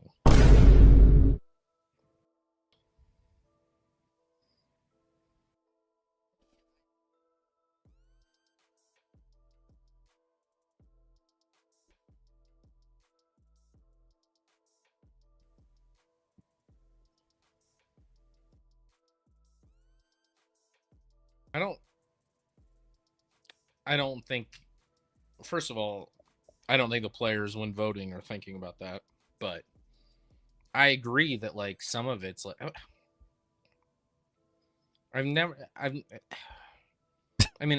it's all envy, Chris. It's all jealousy. It's all, she gets attention that other players feel like maybe they deserve. And maybe there are certainly players that probably deserve more press and more media and all that than they get. But if I'm being frank, the WNBA has never made money. They've been subsidized by NBA owners. And Caitlin Clark is clearly the best avenue for all the WNBA to be more profitable, aka every single one of the players in the league make more money. That's how it works. So why would you hate on the person that's more capable than anyone else of getting you a better payday? outside of yourself, maybe. But No, I'm looking. She's second in assists in the WNBA. She has, and I will be honest, she's been injured some, and she hasn't played up to the caliber recently that you would expect from Caitlin Clark. But Chris, in the All-Star game last year, they were picking her up full court. Which it's like you don't do that to the 9th best guard in the league. Some you don't do that to any other guard in the league. I mean, the NBA players don't even play defense at all in an All-Star game, much less. I mean, do they actually play outside of defense on her in the WNBA All-Star game? Is that a more competitive game? Oh, I think it's more competitive because girls hate each other more than guys hate each other. Okay. Fair enough. Girls, listen, I went to an all-boys high school, and there was an all-girls high school, and I swear, like, that was a separate school, and I hung out with some of those girls. They all hated each other. All girls high schools, I don't know if they work. They hate each other. They're all jealous of each other. They all talk shit about each other. Girls, listen, are just more competitive with each other as far as like hating. You want the attention. You want this and that. And that's not a broad stroke. I'm not saying that, but like that's just what I found. And that's why I'm sure that I would rather watch the WNBA All-Star game than the NBA All-Star game 100 times out of 100. Yeah. I mean, if it's more competitive, you're right. By the way, I'm not saying that's a bad thing. Did she dunk? No, Caitlin Clark did not dunk. Did she? No. No. There's no. If she did, it would have broke the internet. It would have broke the internet instantly. She's averaging 18 points a game, 8 almost 9 assists a game, just under two. Probably 9 assists has to be second. Not the top of the league. It's second. Okay. And then steals, just under 2 steals. Like, I mean, 9th best. That's kind of questionable. I will say her teammate was asked about the expansion, and I forget the cities that they're expanding. There's 3 new expansion teams, which thank you, Caitlin Clark, if you're watching. That's why they're expanding. No offense to everyone else in the league, but her teammate was asked about it, and they're like, I'm not sure people are going to be excited to go to, I think Cleveland, maybe Detroit, and I forget the other city. It was like, you play for Indiana. Where do you think you're at right now? Like, I'm not sure. Oh, is it Philly? Is it Philly? I honestly didn't. I wasn't trying to. I just didn't know. Yeah, I don't know why you would throw hate at that either. On what cities they choose, and like, I'm not sure players are going to be excited to go there. You should be excited about expansion. That gives more opportunities for more females to play in the league and expand the league and grow the league. Yeah. She should move to Europe basketball. She hates WNBA. I forget the girl's name. She was the one who fought. Or she had like the flagrant foul. I forget her name. She's a blonde girl. I don't know her name. She's on the Fever. Yeah.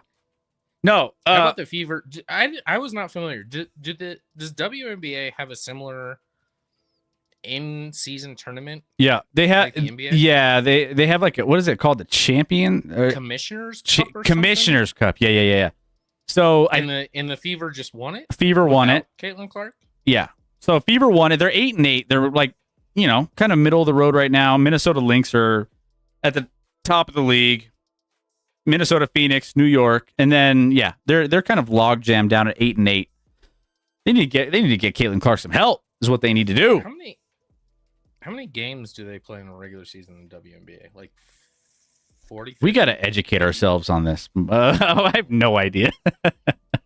we gotta start working. By the way, shout out. Someone said, shout out to Red Panda. Fast recovery. Oh, Red Panda. Wrist. Yeah, Red Panda. That was in the Commissioner's Cup halftime show.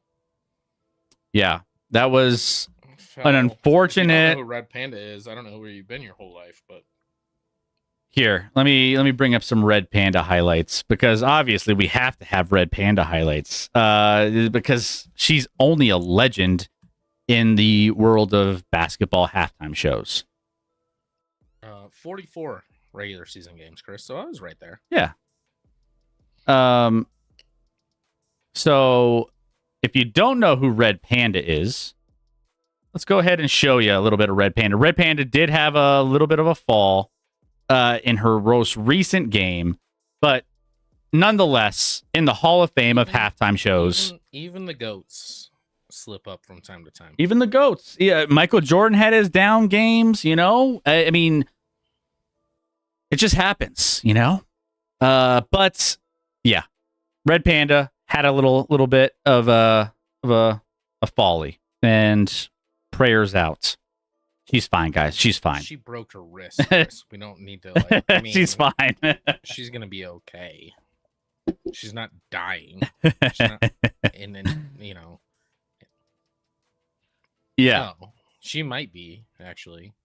Lucky she didn't fall. Is she? Lucky she didn't fall and die on that, Chris. Yeah. Yeah, Red Panda on screen right now. She does the bowls stacking, and she kicks them up and bounces them all on her head. Like she's insane. So yeah, I've seen her in Nuggets halftime show before.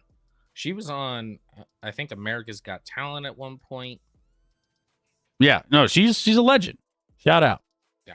All right. Before we close the show tonight, we wanted to talk a little bit about one more topic, and it kind of goes hand in hand with USA, and it is the USA Guatemala finish for the U.S. men's national team, who got the dub tonight. Scotty, we were talking about this on the last show about, all right, let's get to the Gold Cup final.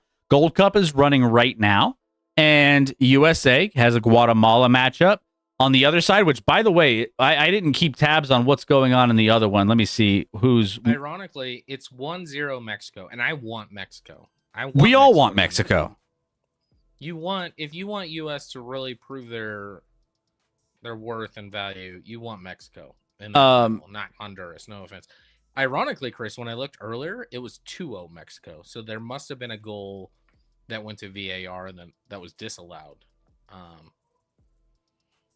Or ESPN, but I looked before, it was 2-0. It was 0-0 at half, and then 10 minutes into the second half, it was 2-0 Mexico, and now somehow it's 1-0 Mexico. So either ESPN messed up or there was a review that took away a goal of Mexico's. But 1-0 Mexico in the 85th minute right now is what I'm seeing.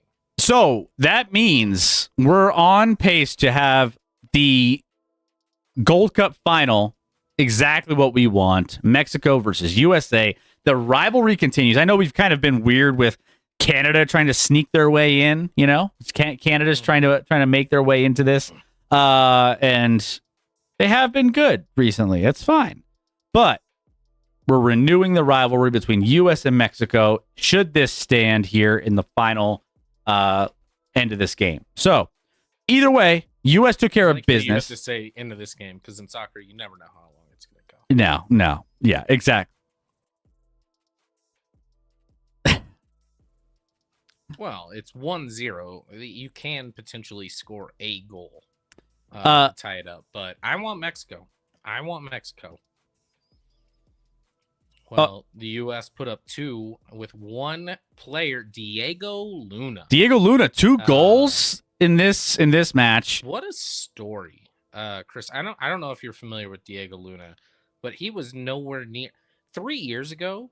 He was in the USL, Chris. He was in the minor leagues of American soccer. He wasn't even in the MLS. He's climbed his way up, man. MLS is probably not considered a top league in the world. No, by any stretch of the imagination. It's getting better, but it's still got a ways to go.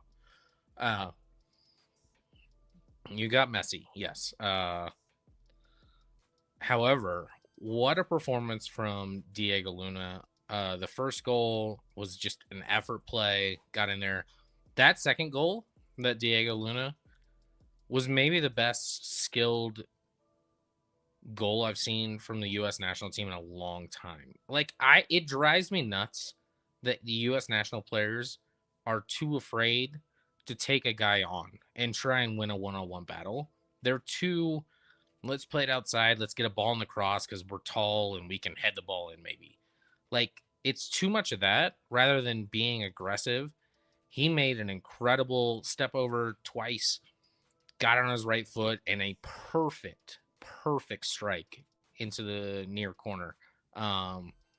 Phenomenal goal from Diego Luna, a guy that he wasn't even on he was young enough to be on the men's Olympic team last year, and he couldn't even make that roster, Chris.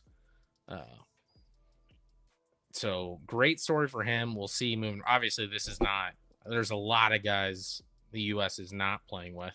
Yeah. In this Gold Cup. But we'll see. I mean, same story, players that I talked about before that have a chance to be legitimate World Cup contributors or starters. And Diego Luna now steps up even more. Malik Tillman, Chris Richards in the back. And then I really actually like Ajman up top. I think he provides, and people hated on this guy when he was there, but Josie Altidore back in the day, not the most skilled player, but he was a big body that created dangerous situations. And I feel like that's what the U.S. hasn't had since him. And I feel like Ajman provides that quite a bit. Now, he's not the most skilled guy, but he is a big body. He's fast. He puts himself in good, dangerous positions. Maybe he'll get better skill-wise, but like, I like him up top a lot. We'll see, when all is said and done. We're a year out from the World Cup, so we'll see if he's a contributor there or not. There's a lot of guys, Balogun, Ricardo Pepi, that aren't there right now that might also be, the top striker. But I like what he's provided. But Chris, the U.S. national team was coming into this. They had played disastrous recently, like so disappointing. So if nothing else, making this final, I love the effort. I love the passion. This team may not be our most talented players, but they're playing with pride for a change, where I feel like some of those guys didn't respect the fact that, like, which is bizarre to me. Like, if you're a soccer player, playing for your national team should be the ultimate. Like what you dreamed of doing, and you're not guaranteed anything. So every time you step on the pitch for them, you should give it everything. And I just don't feel like some guys have done that recently with the U.S. national team. But this team is fighting. They're playing hard. They're not perfect by any stretch of the imagination, but damn it, they're in the Gold Cup final. And I'm excited to watch them on Sunday. Yeah, that'll be a lot of fun. I'm excited to watch them Sunday. What time is that game on Sunday? Do we know? I think it's 4:00 Mountain, Chris. 4:00. Okay, so early on, but we'll keep tabs on what ends up happening in that one. There was a review for this one. Those of us who follow soccer know who he was. Well, I mean, we. Oh, wait. Oh, what? Diego. Yeah. I'm just saying he's come. It's been a long road, is what we're saying. I love his ability on the ball, and his passion playing with it. So, I'd be thrilled to have him. I think he should be on the World Cup roster for sure, along with Malik Tillman and Chris Richards. Those guys are for sure on my World Cup roster. FBio, what's going on? We signed D'Lo. Congrats. You got D'Lo. How do you feel about that? How do you feel? Is the wilted rose an indication? Or, well, first of all, welcome in. Great to have you. I think I might know your team, but just confirm who your teams are. Feels very bad. It's like, ooh. Sore subject there on the D'Lo. Okay. All right, I'll fix it. I don't have echo. Oh, so it's a rec problem.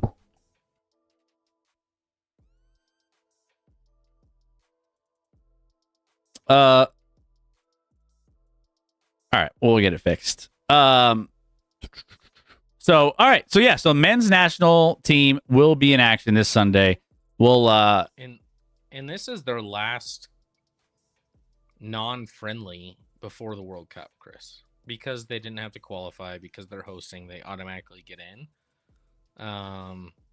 So it's meaningful, and that's why it's disappointing. A lot of guys didn't play. And some are hurt, but yeah, this is the last meeting. Everything else is going to be a friendly prior to the World Cup after this game for the U.S. team. I wish. Kind of sucks. Yeah, I do think, you know, we're approaching World Cup. It's going to be super exciting for that as well. I'm trying to build myself up, but we haven't had a lot before this to get excited about, and we're still kind of like, are we there yet? Are we going to get there? It's just all like speculative at this point, and you're just like hoping, and it just doesn't feel as strong as I would like it to, and I want to. You know, I want to feel that as a U.S. men's national team fan. Like, I want us to be good, and I'm still, I don't know. I'm more of a I'll believe it when I see it kind of thing. I really hope they can be. I hope they can compete at a high level.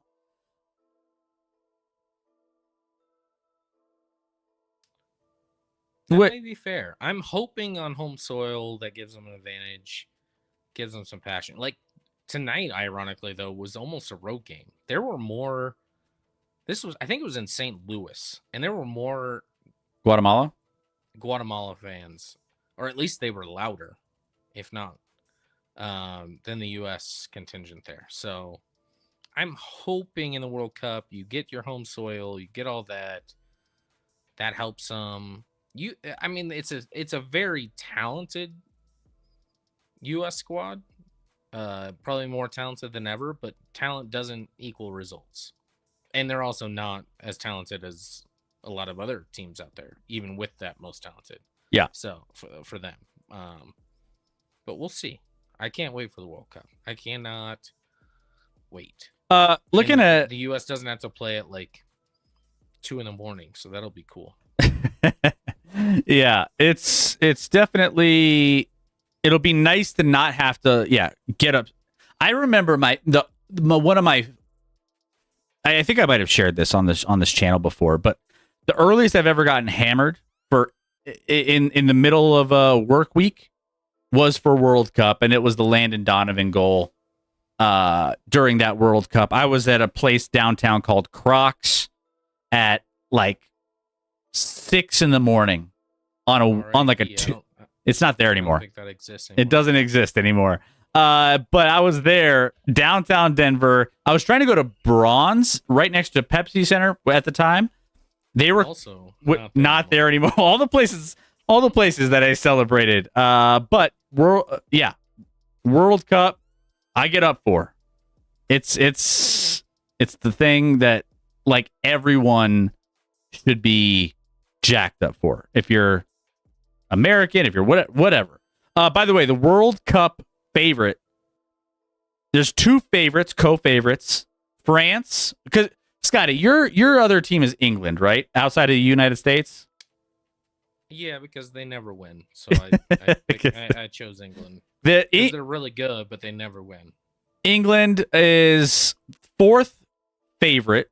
4th, according to FanDuel Sportsbook, 6.5 to 1. Behind. Hold on. I don't know. Hold on. I'm guessing Spain. Your boys, Spain, Brazil, Argentina, Germany, all in there. Yeah. The usual suspects. Not in any particular, not in the order. But yeah. So France and Spain, co-favorites. Brazil at 6 to 1. By the way, France and Spain are 5.5 to 1. Brazil 6 to 1. England 6.5 to 1. Argentina 8. Germany 9 to 1. So, which by the way, the last World Cup was incredible. No, Argentina won. Messi won, right? I was gonna say, was it France? But I was like, oh no, France was before. Argentina won with Messi because Messi was like, that was the big pinnacle of him finally capturing his, and it was one of the craziest World Cup finals ever.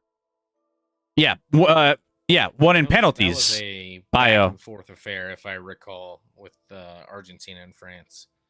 What was it? 3-3 going to penalties. Oh, as FBI puts it in the chat. Yeah. Void Queen. Yeah. Who's your team? Because everyone in US has to have a team that's not a US team, right? As a secondary. It's kind of like me as a Rockies fan. I have to have a secondary team because obviously the Rockies suck.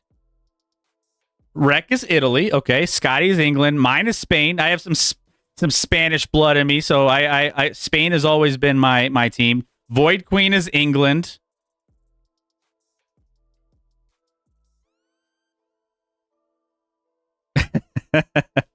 Void Queen loves England, yeah. And we have F Bio, he likes Portugal. Oh, FBI. Sorry, my bad. FBI likes Portugal. And then there's literally 911 after. Yeah. For my basically, he likes loves Cristiano Ronaldo. Okay, I see you. He's a CR7. He's a CR7 lover. I get it. Dude, I saw a thing of how much Cristiano Ronaldo makes. It's crazy. Philly's into the Netherlands. You know what we should do? We should do some sort of like pool for the World Cup with everybody in our chat. And everyone you pick your team. I'm sure there's like a lot of different pools you can do. We'll do a pool some way or another. We'll do one for the World Cup. We'll get all you guys involved. We'll have some prizes. We'll give out some free stuff. That'll be a lot of fun. Some ActionLab store merch. Maybe it's a t-shirt, hat, coffee mug, whatever. We'll get you some free stuff if you want to join us. So hit that follow button, guys. We're going to have a lot of soccer content, especially around World Cup. I know we do a lot of NFL content, basketball, everything else, but World Cup consumes us on this channel. Scotty and I, we did a lot last World Cup. We're going to do a lot this World Cup. We kind of... will be wearing that same jacket. I will be wearing the same jacket. Void Queen's in for World Cup. So, yeah, guys, if you're joining us here for the first time, FBI, if you want to join in on all this love, let's go. What are your guys' thoughts on Ayton signing with the Lakers? It's a nothing burger. It's awful. We talked about that earlier. I'm not a huge Ayton fan. Obviously, the Lakers needed a big. I don't think he's the right big. Very talented, but I would have rather signed like an athletic, more defensive lob type guy than what Ayton is. Want them to go for Claxton? Beggars can't be choosers. That makes sense. If I'm Lakers, you want Luka driving the paint and throwing a lob to somebody, and I don't think Ayton, I just question. I mean, obviously, I have certain things burned into my skull. Watching him watch at the baseline while rebounds are coming down, like there's a clip of him just being so passive and not interested in the game. I cannot get that out of my head with him, and I know he's got. I just can't get on board with him. So the Lakers, they swung and missed this entire free agency. It's not great for them. But like I said, Scotty and I are Nuggets fans. We live in Denver, so we are all in on the Nuggets. We can't wait to see this season. Canada, and we were going to talk about this briefly. Yeah, who won the trade between the Dolphins and Steelers? Rec.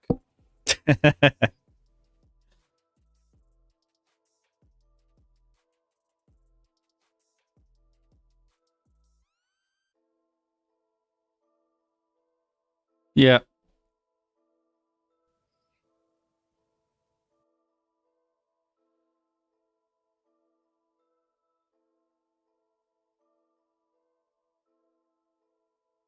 Sorry. Rec's not even.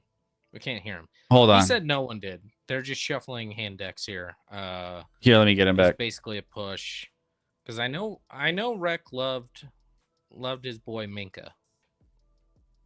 Let me. Here we go. Everyone's like, "Is Rec talking?" He is. I hear him. Okay, which Rec, you sucks. should be good. I All right. prefer. Go ahead, Rec. So yeah, like Minka wasn't the big splash play guy that he was in the past, which is why the Steelers were ready to move on from him. The problem I have is like you get rid of an aging, declining defenseman for an older, declining secondary player, defensive back, at a position you don't really need. Like the Steelers signed Darius Slay and Brandon Eccles to go along with Joey Porter Jr. Beanie Bishop had a good year last year. So like, I don't understand the move. And then you do that to open up a hole at safety. And of course they bring in John Smith to, because Arthur Smith has to have his big tight end. I would say I guess I would, if I had to pick, I would say the Dolphins win just because it makes sense from their end. Because Jalen Ramsey wanted out, they weren't going to pay Johnny Smith. And they got good old oh my gosh. Yeah, Johnny Smith. No, the tight end that the Dolphins just signed. Darren Waller. Yeah, Darren Waller coming out of retirement. Like, wait, what? Yeah. Like, which is a nothing burger to me. Yeah, that's nothing. Have you seen the Dolphins tight end room? No. Does it matter? Yeah, it is. Like, do they matter? I know, like people don't care about tight ends very often, but the Dolphins have to have the worst tight end room in football. There's nobody there. Yeah, they're. Which means pick Tyreek and Waddle in fantasy because they're gonna get endless targets. Yeah. Which I just don't. I don't get from the Steelers' perspective. Like, they were in on Jalen Ramsey for a while, and I don't know why they were in on him so hard. Like, he's not a need. Corner was not a big need. I mean, clearly the Steelers are in like all-in mode right now. They are 1 year of Aaron Rodgers, and I don't think it's going to end great for them. But it's not. It's going to be the Steelers brass at least thinks they have a legitimate shot here to be contenders. I'll at least give them credit for for not doing things the old Steeler way and actually trying to make moves that they think would work. But these are more lateral moves than the big game-changing moves they think they are. The only one that wasn't really a lateral move was trading for DK Metcalf than giving away Pickens. FBI in the chat. Metcalf is that much better than Pickens? Yeah. FBI, Dolphins had a better return. Dolphins open up some as their cap. They got a very good safety and move up in the draft. Yeah, like even then, like Minka wasn't the big game changer he used to be, but he was still like when he was playing center field, like nobody would throw it in his general direction. So that was still a good asset to have. And they still haven't signed TJ. Yeah, that's true too. They're gonna sign TJ. It's gonna be we're just talking about going all in, like their all in move. You can't go all in and trade away TJ Watt. Like that's like if they trade away TJ, everything they did this offseason would be for nothing. Waller was just signed as a hype man. Trust me. Yeah. But they're like all eggs in our quarterback's Aaron Rodgers. Yeah. Make it make sense. I mean, Roger. But dump on that defense and hope you have an elite defense that takes away everything, where Rodgers only has to make a couple plays a game that make a difference, I guess. I would assume that's the idea. Yeah, essentially, John Smith's going to be a wide receiver too because we don't have much behind Metcalf. Is he that much better than Freiermuth? I don't. No, I'm saying like they're actually going to line up. No, Freiermuth's going to be the tight end. They're going to actually line Johnny at wide receiver probably. No. I mean, they're talking like one of the big reasons they got Ramsey and Johnny was like for their versatility. Like Jalen could play outside, inside safety, and Johnny's going to be wide receiver, tight end, fullback. Essentially, Michael Pruitt, but one that can actually catch a football. Now I hate it even more. That's a terrible idea. Yeah. Aaron Rodgers doesn't even throw to tight ends anyway, but you put a tight end out wide? No, that's not gonna work. Yeah.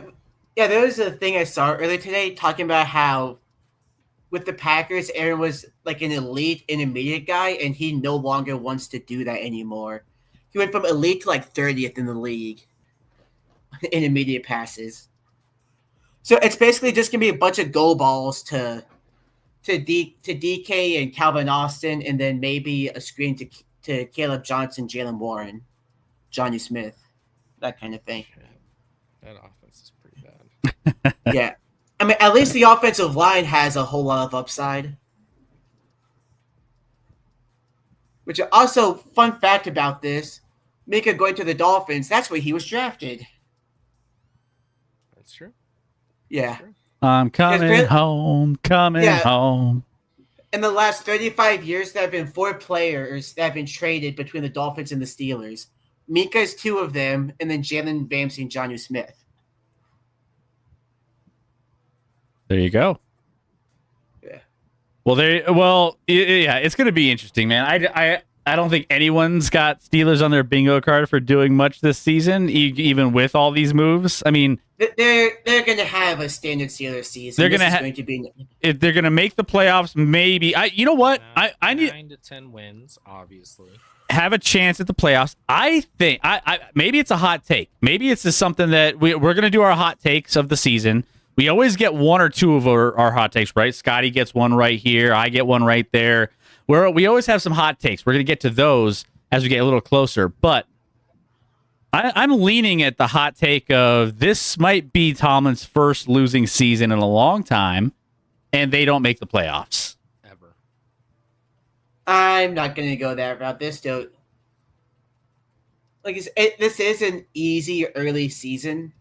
Although apparently the owner is actually trying to sabotage this team with the Ireland game. We'll see. I can't wait. The hot takes episode is one of my favorite ones that we do. So yeah, it's always a good. There's a few episodes every year that you guys have marked down on your calendar. Oh, we always have, and that's one of them. It's the hot take stream. Yeah. The Super Bowl preview. The MLB ballpark stream. Oh, the food. By the way, guys, if you guys have never been here for our Major League Baseball food review, it is chef's kiss. But yes. So we have a lot of great content. This Sunday, we will be doing all of our community night stuff, fun games. We're going to be doing some more, some Jackbox live with you guys. You guys can join in and play with us. So that's always a lot of fun. So make sure you guys are staying tuned for that as well. At least Minka highlights are making me happy. There you go. Yeah, watching them on the screen. At least that's nice. Wouldn't it make you sad? Because now he's gone. We're going to roll the credits for you guys, and I already have someone lined up for the raid. So let's get it. We are ahead of the game. He's probably going to raid out. And they're probably going to raid out the minute I send you over. But we are going to send you guys over to, there's a fellow sports channel going on right now, the Sports Brewery Podcast. So it's 3 guys talking some sports. I'm assuming they have brewery in their name. They're drinking some beer, but they're all sitting on their couches. One of them has a Patrick Mahomes championship in the background poster. And he also has, I think, a Portland poster as well, which is, who knows? But we're going to raid out. They have a handful of folks in their chat hanging out with them. So go continue the sports conversation and give them some love. Guys, it's 4th of July week. Happy 4th of July. Hopefully you have a healthy, happy, and safe 4th of July week. Weekend, everything. Enjoy the pool, enjoy the fireworks, enjoy the family and friends, all the beer, all the glizzies. Eat the hot dogs because Joey Chestnut's going to be breaking some records this weekend. Go watch the hot dog eating contest. It's Scotty's favorite thing to do. I might skip the first 15 minutes of our next stream while you talk about Joey Chestnut. We can celebrate the greatest athlete to ever walk this planet. The most dominant. You want to talk dynasty? You want to talk dynasty? Joey Chestnut is the dynasty, and he's got that fire in his gut. Do you have fire in your gut? Literally, For and more reasons- He chokes down hot dogs. It's not an he's got athlete. he's got that fire in his gut, and he will again on the 4th of July in Coney Island. So go give him some. I think his over/under total is, what did I say, 76? like 74. I think it was 76. He ate 82 last year on an unofficial event, Scotty. He's gonna. Although from what people were saying, this was smaller dogs. They were smaller dogs, I guess. So not official. Cheater. Cheater. So bet the under. The over is a sucker bet that Chris is going to bet on. If I bet it, I'm a degen. You're I- going to bet it.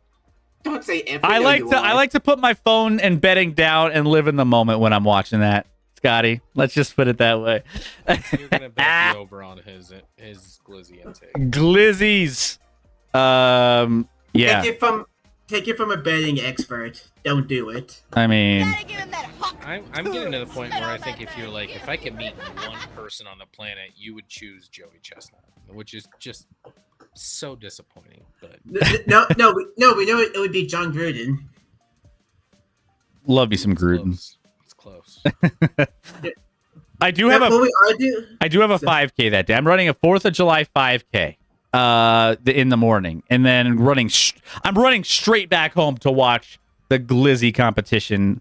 Are you going to keep running after you complete the 5K? Just like not stopping like Forrest Gump? Yeah, I'm just gonna keep running straight through the finish line, straight to my house, so I can, or maybe I'll just run straight to there's a bar right there. Maybe I'll run straight to the bar they're gonna have it on, because everyone wants to watch it. It's the most American thing. This is America. Hot dog consumption at a massive scale when other countries are starving is, it's just how America does things, Is that too dark? Was that way too... Other countries are starving. I don't think we needed to throw that in. Sorry. Is that... But, all right. We're sorry. better hot dog eaters than soccer players. Yeah. I guess I got a little carried away with that one. Chill. Yeah. Sorry. All right, guys. Go enjoy the holiday weekend. We're gonna get out of here. Go give the, what is it called? I forget who. Sports Brewery Podcast some love, and tell them ActionLab Sports sent you. And we will be back live with you this Sunday for a community night. It'll be an absolute blast. Love you guys. Go be safe. Go live in the moment. Put the phone down. Enjoy the people and things around you. Go be a good person. Scotty, what else you got? Enjoyed it tonight, guys. Enjoy the holiday weekend. Have a great time with friends, family, fireworks, and fun. I don't know. I just made all the alliteration Fs on accident. All the Fs. Yeah, and go check out this sports pod and let them know they're not as good as us, but be respectful. Yeah. All right. Love you guys. Happy 4th of July. Deuces. Bye, everybody.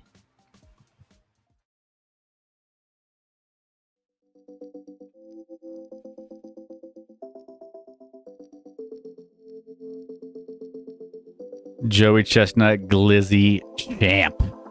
Love that guy. I'm going to make an emote of him, by the way.